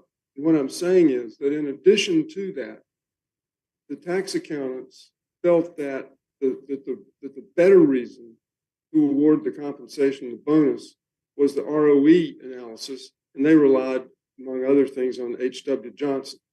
And to that point, I mean, first of all, my understanding is the taxpayer doesn't have to fact check his advisors. And the fact in this case is that same exact precise people who the court found to be honest, credible, and competent for 2015, he ignored for 2016 when it came to the penalty. And, you know, we've cited in the brief the different testimony that was given, but just to give you one of them, Mr. Phillips testified, JA 332 to 336, that he went through the same exercise precisely in 2016 as he did in 2015 with Elliott Davis, that they had meetings that were literally the same type of meetings and the same types of analysis that they did in 2015. And every single soul who was found credible and honest for 2015 testified that they did exactly the same analysis for 2016. But the point is that it's the cumulative amount of the bonuses that are being considered. The 2016 calculation wasn't just undertaken in a vacuum. No, sir. It's undertaken in connection with the 2015. And the question by the time of 2016 was whether the cumulative amount of the bonuses was reasonable, judged under a clearly erroneous standard. But the context was different in 2016 because, as a matter of background, you had the 2015, and so the tax court was faced with the question of looking at these years in combination, 2015 and 2016. Was that compensation reasonable? But nevertheless, when it comes to the penalty, as long as the taxpayer acts in good faith based on the advice of their advisors, they still shouldn't be penalized. Now, one thing I want you to, that two things. How much is that penalty worth in 2016? What are we talking about here? $280,000. $280,000. I'll do this up around. And so my point is that the tax court, in its opinion, said, you know, focused in on saying that there was no substantial authority because he quoted, the tax advisor quoted Menard, but he left out the fact that he also relied on H.W. Johnson, which nobody could claim as an outlier. There was substantial authority. And I'm 34 seconds over. Can I finish one sentence? Thank you, Mr. Wilder. But Judge, can I say one more thing, or am I done? Go ahead. Thank you. My understanding is that if the taxpayer puts on Schedule E, discloses the compensation on Schedule E, which we did, then there only has to be a 20% chance of success in the substantial authority upon which they relied. And certainly H.W. Johnson and all the other cases we cited in our brief are not outlier cases, and they would be substantial authority, so the penalty should not apply. Thank you, Your Honor. All right, thank you. After the court shakes hands with counsel, we will move into a final case. Judge Wilkinson, we would like to take a short recess here. Absolutely.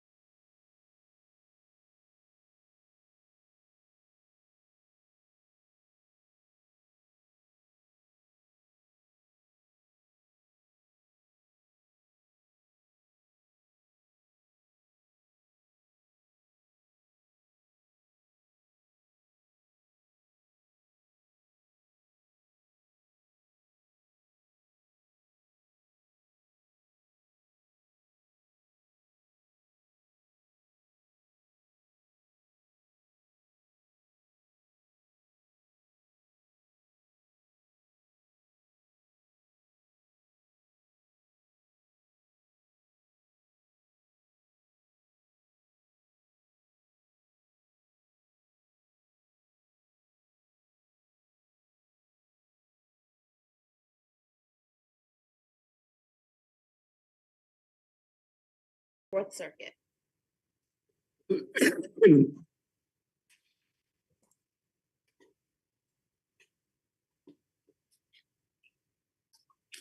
All right, Mr. Rothstein, please proceed. It please the court. The international human rights advocate and photojournalist Fuad Al-Akbarab once said, quote, "Every country needs its whistleblowers. They are crucial to a healthy society. The employee who, in the public interest, has the independence of judgment and the personal courage to challenge malpractice or illegality is a kind of public hero." My name is David Rothstein, and it is my honor to represent the appellant, Dr. Summer Lashley, in this matter. Dr. Lashley embodies the type of person that Mr. Al-Akbarab was describing in his commentary about whistleblowers. Dr. Lashley began her teaching career. This was her first job after getting her PhD in criminal justice at the Spartanburg Methodist College, which was a small, at the time, was a 2-year institution in Spartanburg, South Carolina. She started in July of 2017 as the director of the SMC Criminal Justice Program and as a professor of criminal justice. She quickly learned that because of her position in criminal justice, students at SMC would frequently come to her about instances of injustice, bullying, sexual assaults, and other misconduct within the school. Most of the incidents that Dr. Lashley complained about involved instances of sexual misconduct, bullying, and frankly, criminal behavior by student athletes at SMC, primarily against female students.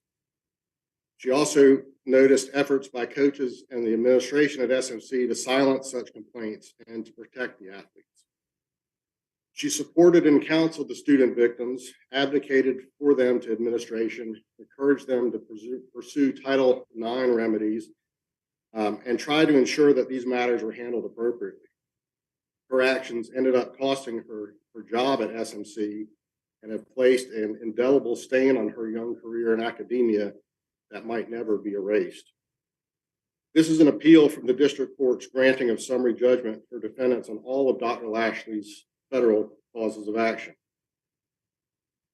On this appeal, as a preliminary matter, we argue that the magistrate judge and the district judge failed to address plaintiff's motion for sanctions against defendants based on spoliation of evidence and refusal to produce electronic information such as text messages, email messages, and surveillance videos during discovery, which information we had sought from the very beginning of the case. This was not a Rule 56D issue, as the college contends, where we were trying to get additional time for discovery. This is about defendants' deliberate efforts to withhold or bury relevant evidence as reflected in the depositions for which the magistrate judge specifically extended the discovery deadline to allow appellant to take with the deadline of October the 1st prior to the summary judgment being filed on October 15th. It was an abuse of discretion for the judges below simply to disregard this important motion before taking up the summary judgment motion on the federal claims.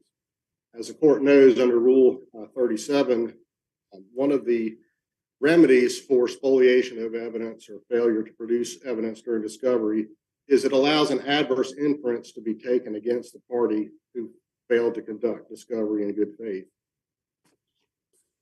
We believe that this was, again, an abuse of discretion for the judge, both the district court judge and the magistrate judge, not to address that issue. And that was raised as our first objection to the magistrate judge's report and recommendation.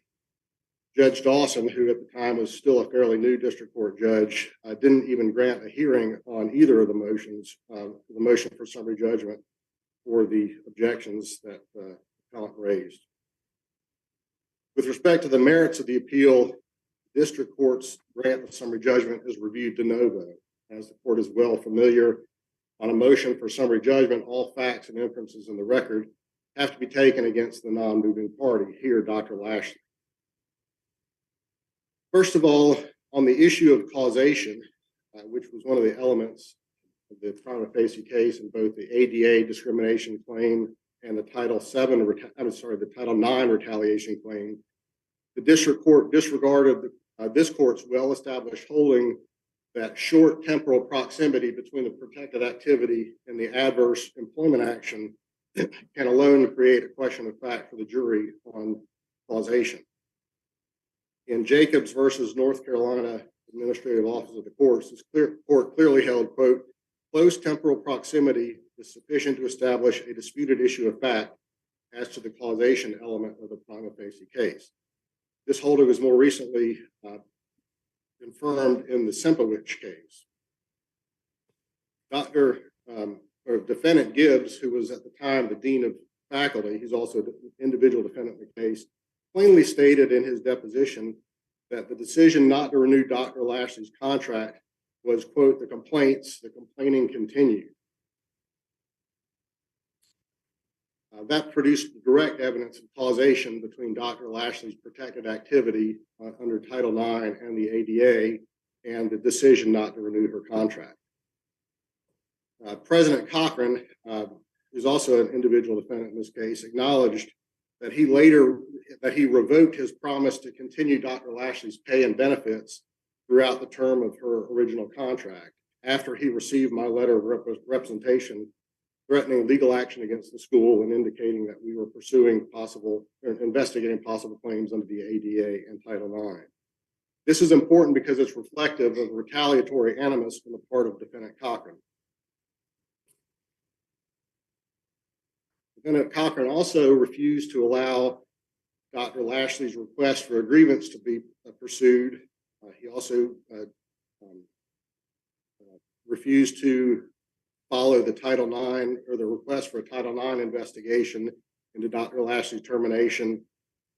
And later, the board of SMC refused to process Dr. Lashley's complaint under the Faculty Manual Employee Handbook, which has a specific whistleblower provision in it. Those also show retaliatory motivation on the part of the college.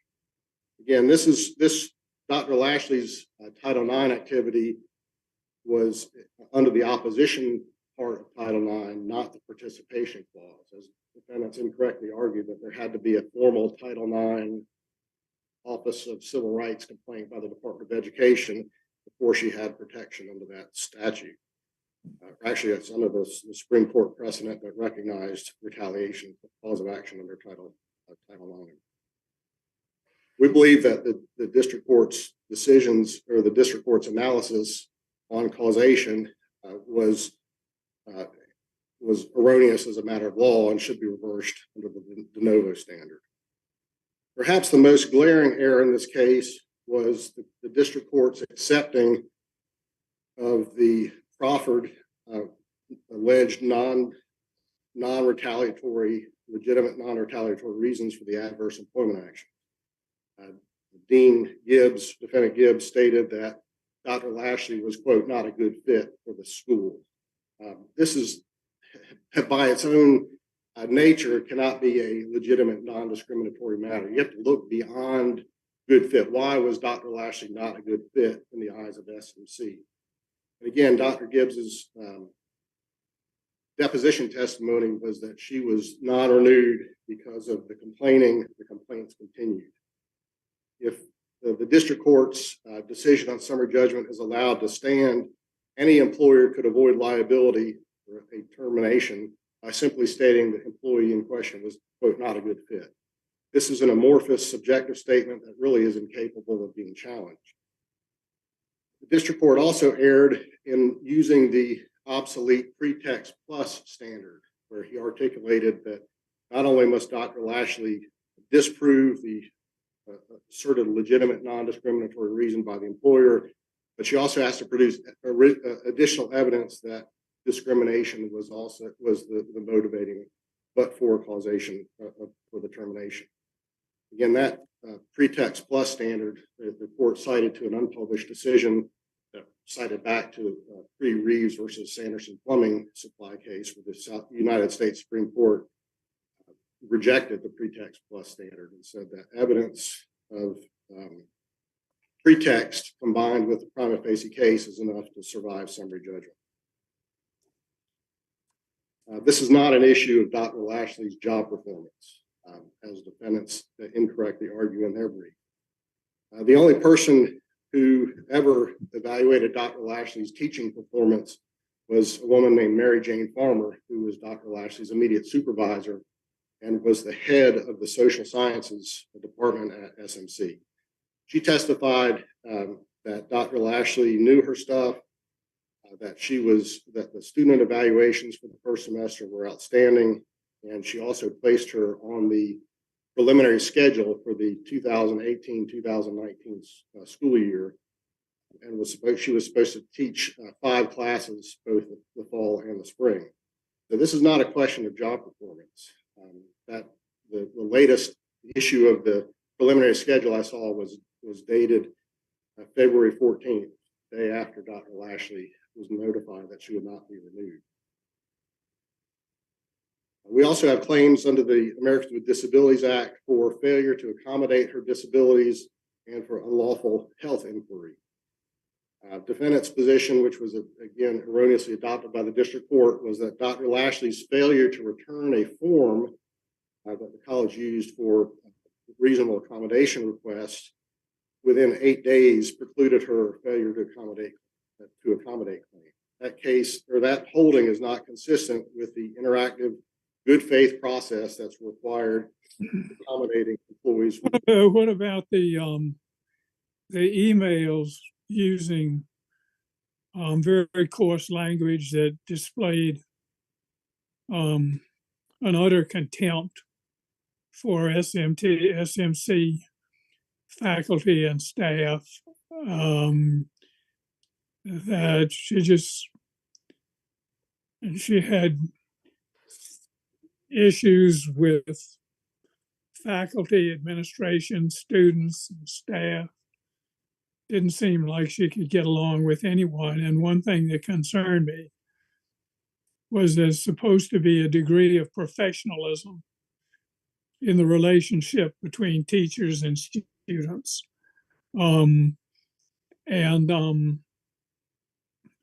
Yes, there's a close relationship, and many teachers are mentors to many students. But here it seems to me that the professionalism had broken down. That they were playing favorites, that people were just congregating. Her room was a town hall.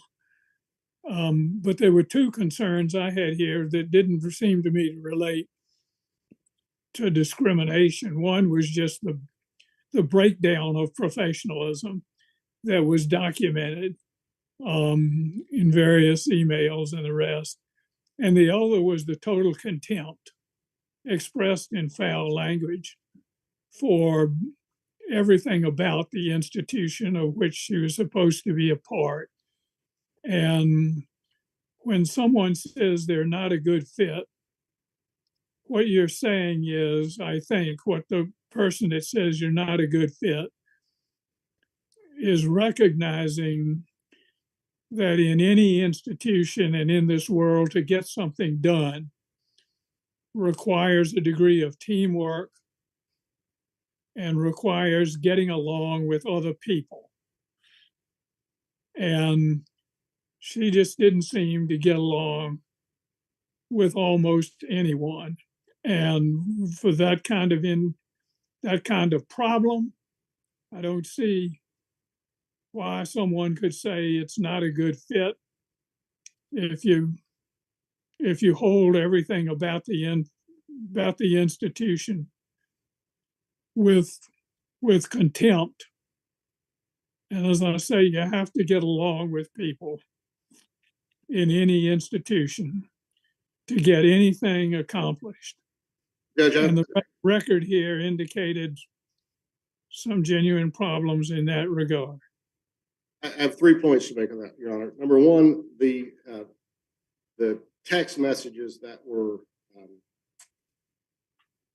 I'll say, excerpted or abridged by the defendants or annotated by the defendants were not known at the time the adverse employment decisions were taken.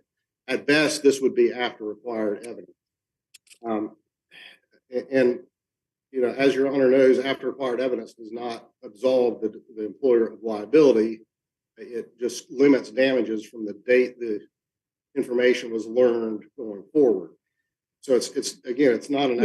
Did the employer, anybody on behalf of the employer, know of her threat to blow the place up and of of her said that somebody was going to get killed.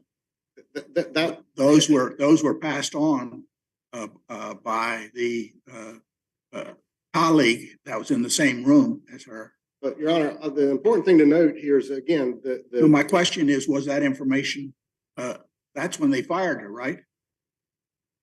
So the alleged threat occurred on Valentine's Day, February 14th. It was the same day as the school shooting at down in Parkland. That's the threat that somebody's gonna wind up dead? No. Well, again, Dr. Lashley denies Which threat are you talking about? making those statements. The alleged threat that she said she was going to blow up the school or something about an explosive. February 14th? That was on February 14th.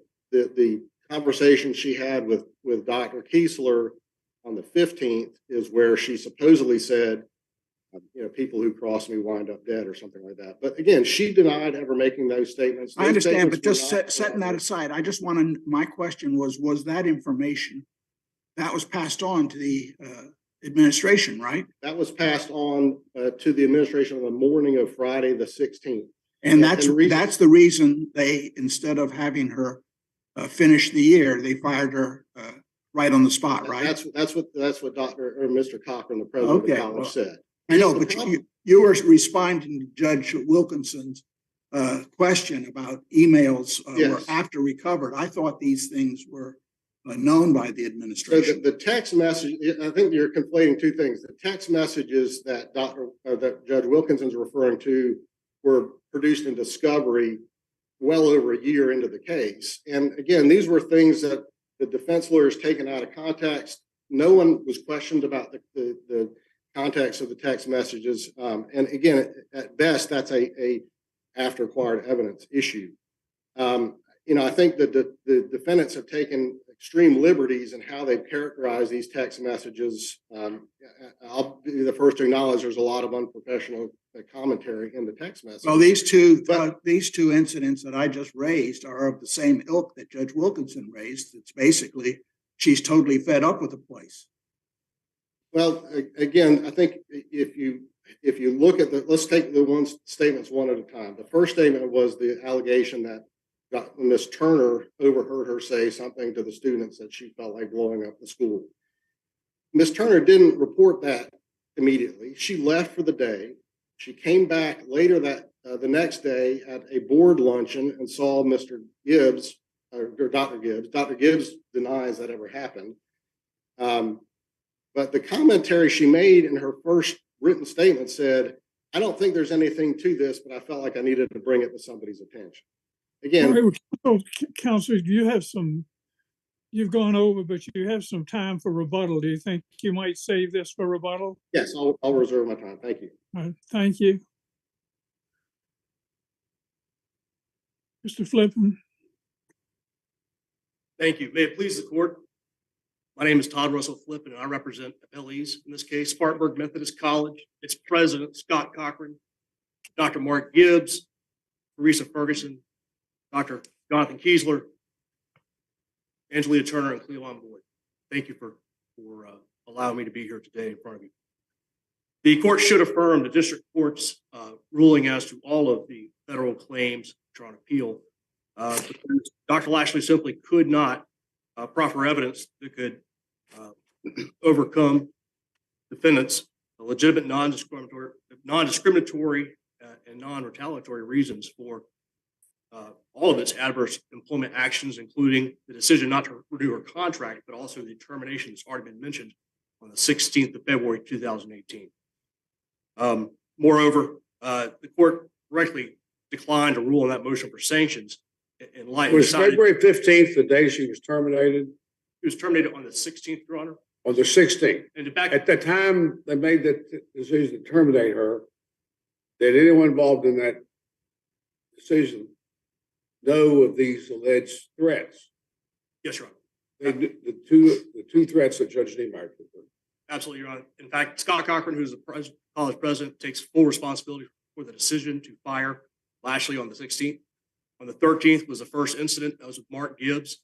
After she was told she would not have a contract for the following year, she reacted against Dr. Gibbs out in the hallway.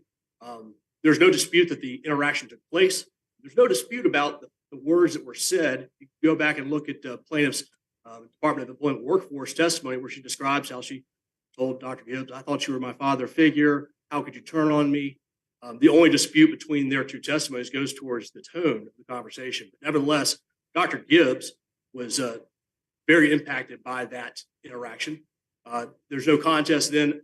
On the 14th, Dr. Lashley was having a conversation with a group of students in the presence of defendant Angelia Turner, who is the one that who in turn reported that she believed she heard Summer Lashley say she felt like blowing the place up. Now, as is already alluded to, Angelia Turner. What was the second communication? That would have been the second communication that is on the 15th. In the morning of the 15th, Summer Lashley went to Jonathan Kiesler's office. They didn't really have a pre-existing relationship at the school. They're in different departments. Nevertheless, he was nearby. He spoke with her. She was describing the fact that she felt really like she was done wrong by reason of not having her contract renewed. He prayed with her, and then she made comments, which have been reported obviously in the record, that people that cross me wind up dead. My dad says it's true, and that Scott Cochran and Mark Gibbs are evil, and that they will get theirs. So those are comments that. And did Cochran know of both comments? He did, yes. So and one was on the 14th. That's the blowing up the school. yes. And the 13th was the interaction with Mark Gibbs out in the hallway where. But I think Judge Niemeyer's question was that just the two, blowing up the school and people going to end up dead. Yes. And you've added to it to whatever the 13th, but I wanted to get it straight. She supposedly made the statement about she felt like blowing up the school on the 14th of February. That's Valentine's Day. Our friend pointed out. And on the 15th, people crossed me and end up dead. Yes. And 16th, she was terminated. That is correct. She was terminated because of those comments reported to Scott Cochran. And not just one, but the combination of the two, although Scott Cochran did testify that either one of those comments alone would have been sufficient. Understanding that, of course, the 14th was also the day of the Parkland school shooting down in Florida. So these things were on their minds. And adding to that, it's record evidence that Scott Cochran is a survivor of a workplace shooting incident, in which case he lost, I think, 9 colleagues, narrowly avoided losing his own life. So the impression on Scott Cochran was immediate, and he took immediate action, and he has never apologized for that. He believes very strongly that the reports he had were significant, sufficient to terminate Summer Lashley immediately, which really brings this case in. Well, I mean, whether it was sufficient or not, the question is whether his decision was motivated by something protected conduct. Yes, Your Honor, and in fact, in making that analysis at the pretext stage, since now Spartanburg Methodist College has given these legitimate non-discriminatory reasons for why Scott Cochran fired her, the question really becomes whether what is a probative value, what are proof that Summer Lashley offered in opposition to that evidence. And I offered for you that there is no the probative value of the evidence she offers in opposition is nil. It cannot surmount the legitimate non-discriminatory reasons and well-documented reasons and consistent reasons given by Spartanburg Methodist College. So a few things to state for sure. Scott Cochran, the termination decision was made by him and him alone. So any attribution of knowledge to Jenny Dunn, whether it be about ADA complaints or any thought that Mark Gibbs would have knowledge of her disability, those were not the decision makers for the termination decision. Only Scott Cochran made that decision. He did not know of any reasonable accommodation request. And though he knew of the mold claim, which has been alluded to in the briefs, the plaintiff has disclaimed that the mold issue, which she had told a maintenance worker, had exacerbated her asthma back in January of 2018, was not a request for a reasonable accommodation. So, the plaintiff seeks to portray herself as a valiant whistleblower, and goodness knows we ought to protect whistleblowers because they uncover a lot of problems, and so I'm the first one to respect the whistleblower.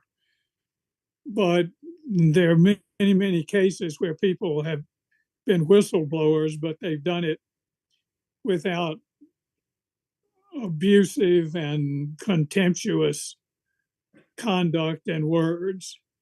And there are ways to fault institutions. No institution is perfect, and there are ways to draw attention to institutional shortcomings. There are ways to be a whistleblower. But the record here shows unremitting contempt for the place that she's working, continuing problems with students, faculty, staff, and administration, abusive language, a breakdown in professional bonds between professors and students. And this doesn't seem to me to be discrimination. And what that's going on, we can go through it claim by claim under the ADA and Title VII and all the rest, but they all bottom out on the fact that sometimes you just need to be a member of a team in a basically civil way. You can get a lot more accomplished in terms of what you think your goals are when you work with other people rather than trying to steamroll them, hold them in contempt, abuse them, and the like. And that's my problem when you look at this record as a whole. It wasn't a good fit. It was a horrible fit. And that's not discrimination. And to your point, Your Honor, to say a good fit was really just a shorthand way of saying those things which Mark Gibbs spoke about in his affidavit immediately after the termination, also spoke about in his deposition and in the affidavit filed for this motion for summary judgment. Those reasons have never changed. They've always been the same. And one thing that was not addressed is it wasn't just Dr. Gibbs that made the decision not to renew the contract. It was also Dr. Anita Bowles, who actually was Mark Gibbs' superior.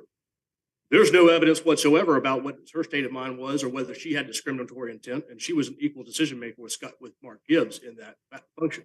Going back to the bad fit, though, there is, in his affidavit, multiple things come to mind. One, student complaints of favoritism. And earlier, there's some critique that we had used text messages in this litigation. I would point the court to the fact that in the record, plaintiff did answer our request to admitting that all the text messages we've used are legitimate. They're from her cell phone, and there's no question as to their authenticity. Well, I think his point is that some of the emails were not known by the decision makers when the decisions were made. That is absolutely true, Your Honor. We've never said otherwise. In fact, all these text messages do is they give us basically a live stream. Well, they don't have any relevance to the decision. No, they had no relevance to the decisions made at SMC at the time. But what they do He's exactly right on that. Is they help us test the probative value of plaintiffs' testimony or evidence offered in opposition to our non-retaliatory, non-discriminatory legitimate reasons for the adverse actions taken against her. If she says, I was a good fit, I wanted tenure, I wanted to stay longer. Well, that is tested against the fact that at the time, we had this stream of text messages of vitriol against her coworkers. Counsel complains that these were taken out of context, but to say that your boss is an a-hole doesn't need context. It kind of completes itself in terms of the phrase. So the use of those text know messages, that when the decision was made. Sorry? That was not known when the decision was made. That was not. However, there was plenty that was known, and this goes to the good fit argument, including the interaction. That's what you need to argument. I'm sorry. That's what you need to point out to us, what was known. Sure. And that was a solid decision. Right. That's your position. Decision was proper. Going back, starting in August of 2017, which is the very beginning of Lashley's employment at SMC, Mark Gibbs knew right away she had problems with students and faculty. There were complaints. These are the complaints he refers to, not Title IX reports. So one in particular is very early, when plaintiff was first learned that she was getting the job. She saw there's a website. She said, "Hey, please use this picture for your website." Very excited. She sends a picture. Lisa Ware, who was one of the staff members at FCMC, got the picture. Said, "Hey, would you like to be? Can we interview you for a publication?" And so a reporter came and interviewed Dr. Lashley. She was very excited. Shared the news link with her friends. And then something changed, and Dr. Lashley comes back and says, "I want all of those newspaper articles retracted." And Lisa Ware, who's at the time was doing public relations work for the school, says, "I can't go and ask a publication to retract an article after it's been printed." One basic question, we can look at what's before the decision maker and all this, but how is this discrimination? I mean, where are the comparators here? Where they treated women less favorably than they've treated men? How is there an ADA kind of failure to accommodate when there's no record evidence about what accommodation, what the disability was, or what the accommodation was expected or requested? How is this a Title VII complaint when there's no a Title IX complaint, when there's no formal complaint with DOE or EEOC, and there's no relationship to gender? How is she treated differently from male employees? How are male employees given preferable treatments to her? Where is the? I don't see how this is discrimination. You can agree with the decision, or you can disagree with the decision, but how is it discriminatory? To your point, there are no comparators in this case. Plaintiff has never identified anyone who had similarly situated and who had a different outcome. Of course, what you would expect in this type of case is someone to point and say, "Here's a male employee that has made similarly contemptuous remarks, but the contract was renewed. Here's a male employee that exhibited the same same shortcomings, but they were accommodated, or they were kept on, or the contract was renewed." The stronger cases for discrimination point out, have a comparative analysis. Discriminate means you treat people differently depending on, because of a prohibited characteristic. And where is that in this case? It is not, Your Honor. And the affidavit of Dr. Gibbs clearly establishes all the things that make up that phrase, "not a good fit." The plaintiff agreed. There's no dispute. If you look at her text messages, that she at the time did not want to be at SMC anymore. She had applications out. She told her colleagues that she wanted to get out of SMC. That is not in doubt. So moving forward, though, the plaintiff's counsel brought up a pretext standard, which I think is a bit of a attempted distraction, where the district court did quote this court in Cole versus Family Dollar. That's a 2020 decision. And though it does, in fact, cite cases that are in this line of cases that Reeves described as a pretext plus standard, the fact is that the holding is much more nuanced than that.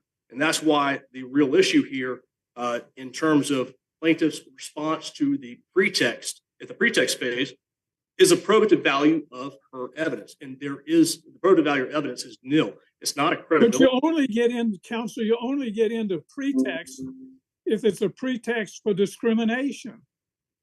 And it's not a pretext for discrimination. They've given the same story throughout. The story hasn't waffled around. They haven't been inconsistent or vagrant in their explanations from beginning to end. What they're saying is this situation is not working out, and it is draining the morale and the group efforts to go forward in many different respects. And so if it's a pretext for discrimination, that's one thing. But you have to have discrimination. Absolutely. There's no discrimination on this record at all. It's all based on plaintiff's inability to work in an environment, an academic, collegial environment with colleagues without running into conflict with seemingly all of them. So I want to leap forward to the Title IX retaliation claim because I think it's important to distinguish. Plaintiff on appeal says, hey, the adverse employment actions which resulted because of were motivated by retaliation and based on her Title IX reports was Scott Cochran's failure to afford her grievance procedure, SMC's failure to process her whistleblower claim, and then this idea that Scott didn't pay her what he promised to pay her. I'm going to address this very briefly. First off, as I briefed, the grievance claim has no founding because she had no entitlement to grieve termination as a non-tenured faculty. That's clear in SMC's policy manual. So there was no entitlement to grieve. Nevertheless, she was offered a neutral three-member panel to hear a grievance on her behalf, and she declined. Also, the whistleblower complaint. Plaintiff never engaged in the whistleblower policy at SMC. It requires that the complainant have a written signed statement. She never did that. Thus, for her to have a whistleblower retaliation claim, the policy required that she had first actually made a report as a whistleblower. That never happened. All she did was email SMC's HR director at 2 occasions back in 2017 that students had told her about incidents that she believed needed to be reported. And she should have reported those because she's a responsible party. And if she does hear of such things, it's good that she reports them. She was never chastised or disciplined for doing that. That was what she ought to have done. I do want to address Scott Cochran's temporary decision to rescind the promise to pay balance of her contract. This comes about because she was terminated on 2016. She was terminated at that moment. SMC no longer had any employment obligation under the contract that they had signed in 2017. However, Scott Cochran, I think just out of reasons of goodwill, offered to pay the balance of her contract. Though she was fired at that point, she had to leave campus immediately. After plaintiff sent a letter from her attorney that she was going to file, seeking to file litigation against the school, Scott Cochran temporarily rescinded that decision. But there's no evidence otherwise than that SMC fully paid up the contract, paid for all the benefits she would have been entitled to had the contract lasted through the entire duration. In fact, they paid off amounts prior to when they would have been due had she continued under her contract. And this would be a real stretch here to find that retaliation includes not only some sort of employment activity, but a unilateral promise to pay, which under contract law is not a contract. There was no obligation for Scott Cochran to, other than his reputation, to fulfill that promise to pay the balance of the 1-year contract. So it would be a reach to find that the range of adverse employment actions includes a post-termination independent contract. I see. All right. Thank you. Thank you very much, counsel. Mr. Rothstein, you have some rebuttal time. Judge Wilkinson, to your point about the discrimination, this is not a disparate treatment claim. We withdrew our disparate treatment claim. Originally, we had went to the EEOC on a disparate treatment claim with a professor named Dale Hyder, who's a retired cop. I thought you still have under the ADA discrimination. We do, but it's not. Well, that's discrimination. The discrimination of the ADA is the failure to accommodate her disability. Well, you have a separate count for failure to accommodate. But you also have ADA discrimination claim. Part of it is the failure to accommodate her disability, and then there's ADA retaliation. Those are two different things, right? They are, but failure to accommodate is a form of discrimination. But we're not saying that she was treated. I gather you're not making any claim that there was a discrimination under the ADA. I think it's clear that failure to accommodate a disability is a discrimination. It's not a disparate treatment case. It's a failure to accommodate a disability. The other thing I want to make clear is that these alleged threats. Well, counsel, excuse me, with respect to the failure to accommodate, it's not clear what accommodation she wanted. There was no record evidence of disability in many cases. And there was accommodations that were offered, such as removing the mold in her office. She rejected them. Judge, you're conflating the issue with the mold and the disability. So the way this played out, Dr. Lashley made a complaint to a low-level maintenance person that there's mold in her building, and she's seeing a pulmonologist the following week to have her, to be checked out or whatever. That low-level person emailed his supervisor. The supervisor emailed the president of the college, the provost, and the dean of faculty about a issue with mold. And the dean of faculty said, "Oh my God, here we go again." And 2 days later, he confronted Dr. Lashley and said, "Tell me about your health issues." She felt pressure to tell him that she had PTSD from being a stalking victim, that she had. Why wouldn't that just an inquiry about, she had complained that affected her asthma, that the mold there, and they repaired it. Well, And so somebody comes down and says, "Well, what's your health problem?" Which is the mold problem, yeah, right? but that's not asking saying what what are your health problems is different than saying, we understand you made an issue, or you say you've got some breathing problems because of the mold. So why didn't she just say that the problem is I have mold here? Well, that was one of the problems. At the time, she was having uncontrollable diarrhea. You're not listening to me. I'm saying you interpreted the question when somebody comes and asks you, "What is your health problem?" You treated that as sort of a HIPAA question or something. Give me your medical history. And that isn't really what he was reaching. He was trying to find out what was causing her health issues. Well, but to say that that's job related and consistent with business necessity, to have this literally could not be any broader than what are your health issues? That's not, I understand you may have. So he suggested moving her to a different building. And she turned that down. Right. But 3 days later, she requested a accommodation form because she was having uncontrollable diarrhea. She was on the third floor of the building. There was no restroom on the third floor. And so she contacted Jenny Dunn, the HR person, and Jenny Dunn sent her the form. Dr. Lashley apparently mistaken. Why didn't she fill it out? Wasn't that complex? She was sick, and she thought that she had to have that reviewed or filled out by a doctor. She had an appointment with the doctor. She called Dr. That's not what the form said. I understand that, but that's what. And she's a professor. She's a PhD, right? And she gets this form. It's a single page.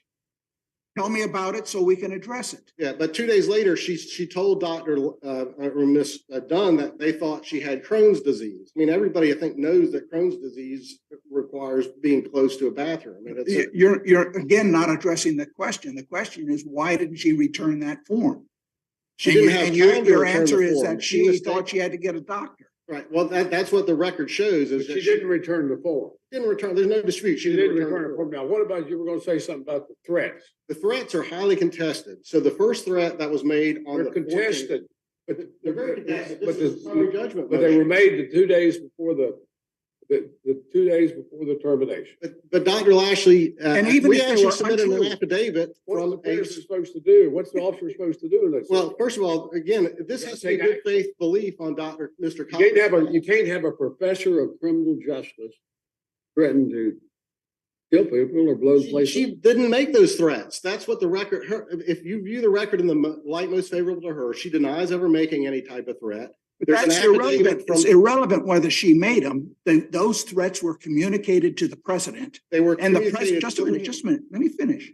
Those threats were communicated to the president, and the president took his action based on those threats. If he was wrong, he was wrong, But he but has it to was have a not good faith based belief. on discrimination. He has to have a good faith belief that those. Why? This is not a breach of This is a- contract case. This is a third-hand account of these reports. Fair enough. It could have been totally false, but he's the president and he hears about a teacher who's threatening to blow up the place. Right. And that retaliates, that they'll be killed. And it's in the context of his knowledge about shootings and killings, and he fires her based on that. Okay, now let's say that's a mistake. What cause of action do you have for that? Well, I mean, again, it has to be good faith belief. He can't. Why? That's what the law requires. For what law? If you, the case law says that. What law? What law? There's case law that says that it has to be a good faith belief that what the report is true. Again, Just a minute. there's He no fired her. corroboration here. He fired her from a position based on false evidence that he believed was true. Right. What cause of action does she have for that firing? Well, he has to have a good. She has a faith- breach of contract at best. Well, we have breach of contract. We don't have that here. We do. It's the judges remanded the state law claims or sent the state law claims back. We have breach of contract. We have Well, defamation. look, we're looking at 3 ADA claims and a Title IX. Right. I understand that. Okay, so now let's address that and let's keep, so let's sir, look- you'll have to let me just finish my Yes, sir. sentence. What we have before us is an ADA claim and a Title IX. Agreed. And you argue that summary judgment cannot be granted because the president received false information that he believed was true. But he has to reasonably believe, it has to be a good Why? faith. That's what the case law says. Under what case law? He made a good faith decision to fire her because he thought there was a risk. Now, it turns out that the risk was false. It doesn't mean that he violated her rights under the ADA. Our theory is that they were looking for a reason to get rid of her.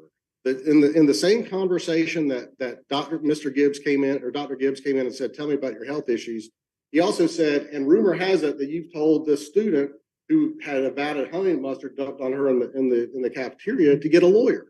That's a protected Title IX activity. I mean, if she advised something, and he was upset about that. So again, our theory is that they made up the whole story about the threats. Again, if this were a true threat, Who made it up? Ms. Turner made it up, and Dr. Kiesler made it up. So the two got together and in a back room and agreed to make up these things? I don't know how exactly. You've got the burden. I understand that, but You're alleging conspiracy. But if you look at Ms. Turner's statement, she said that she wasn't part of this conversation. She said she overheard a conversation that Dr. Lashley was having with a group of students out on the hallway. And you say that's false. That's false. And one of the students submitted an affidavit that said there was Okay. never such a statement made. Well, she thought it was true, But but she passed it on. But she didn't pass it on until the following day. In the Because she afternoon. thought it might, she didn't think it was anything, but she thought it might be. Right. Of But course, she by didn't- the she time didn't- by the time it gets to the president, it's backed up by a statement from another person that says that somebody could end up dead. And again, Dr. Lash, that's a he said, she said thing that can't be decided on summary judgment. Again, there was no, All right, thank you, counsel. Thank you very much. We've given you some extra time. And I'm sure the panel would like to come down and shake everyone's hands, and then we'll take a 5-minute recess and counsel our cases.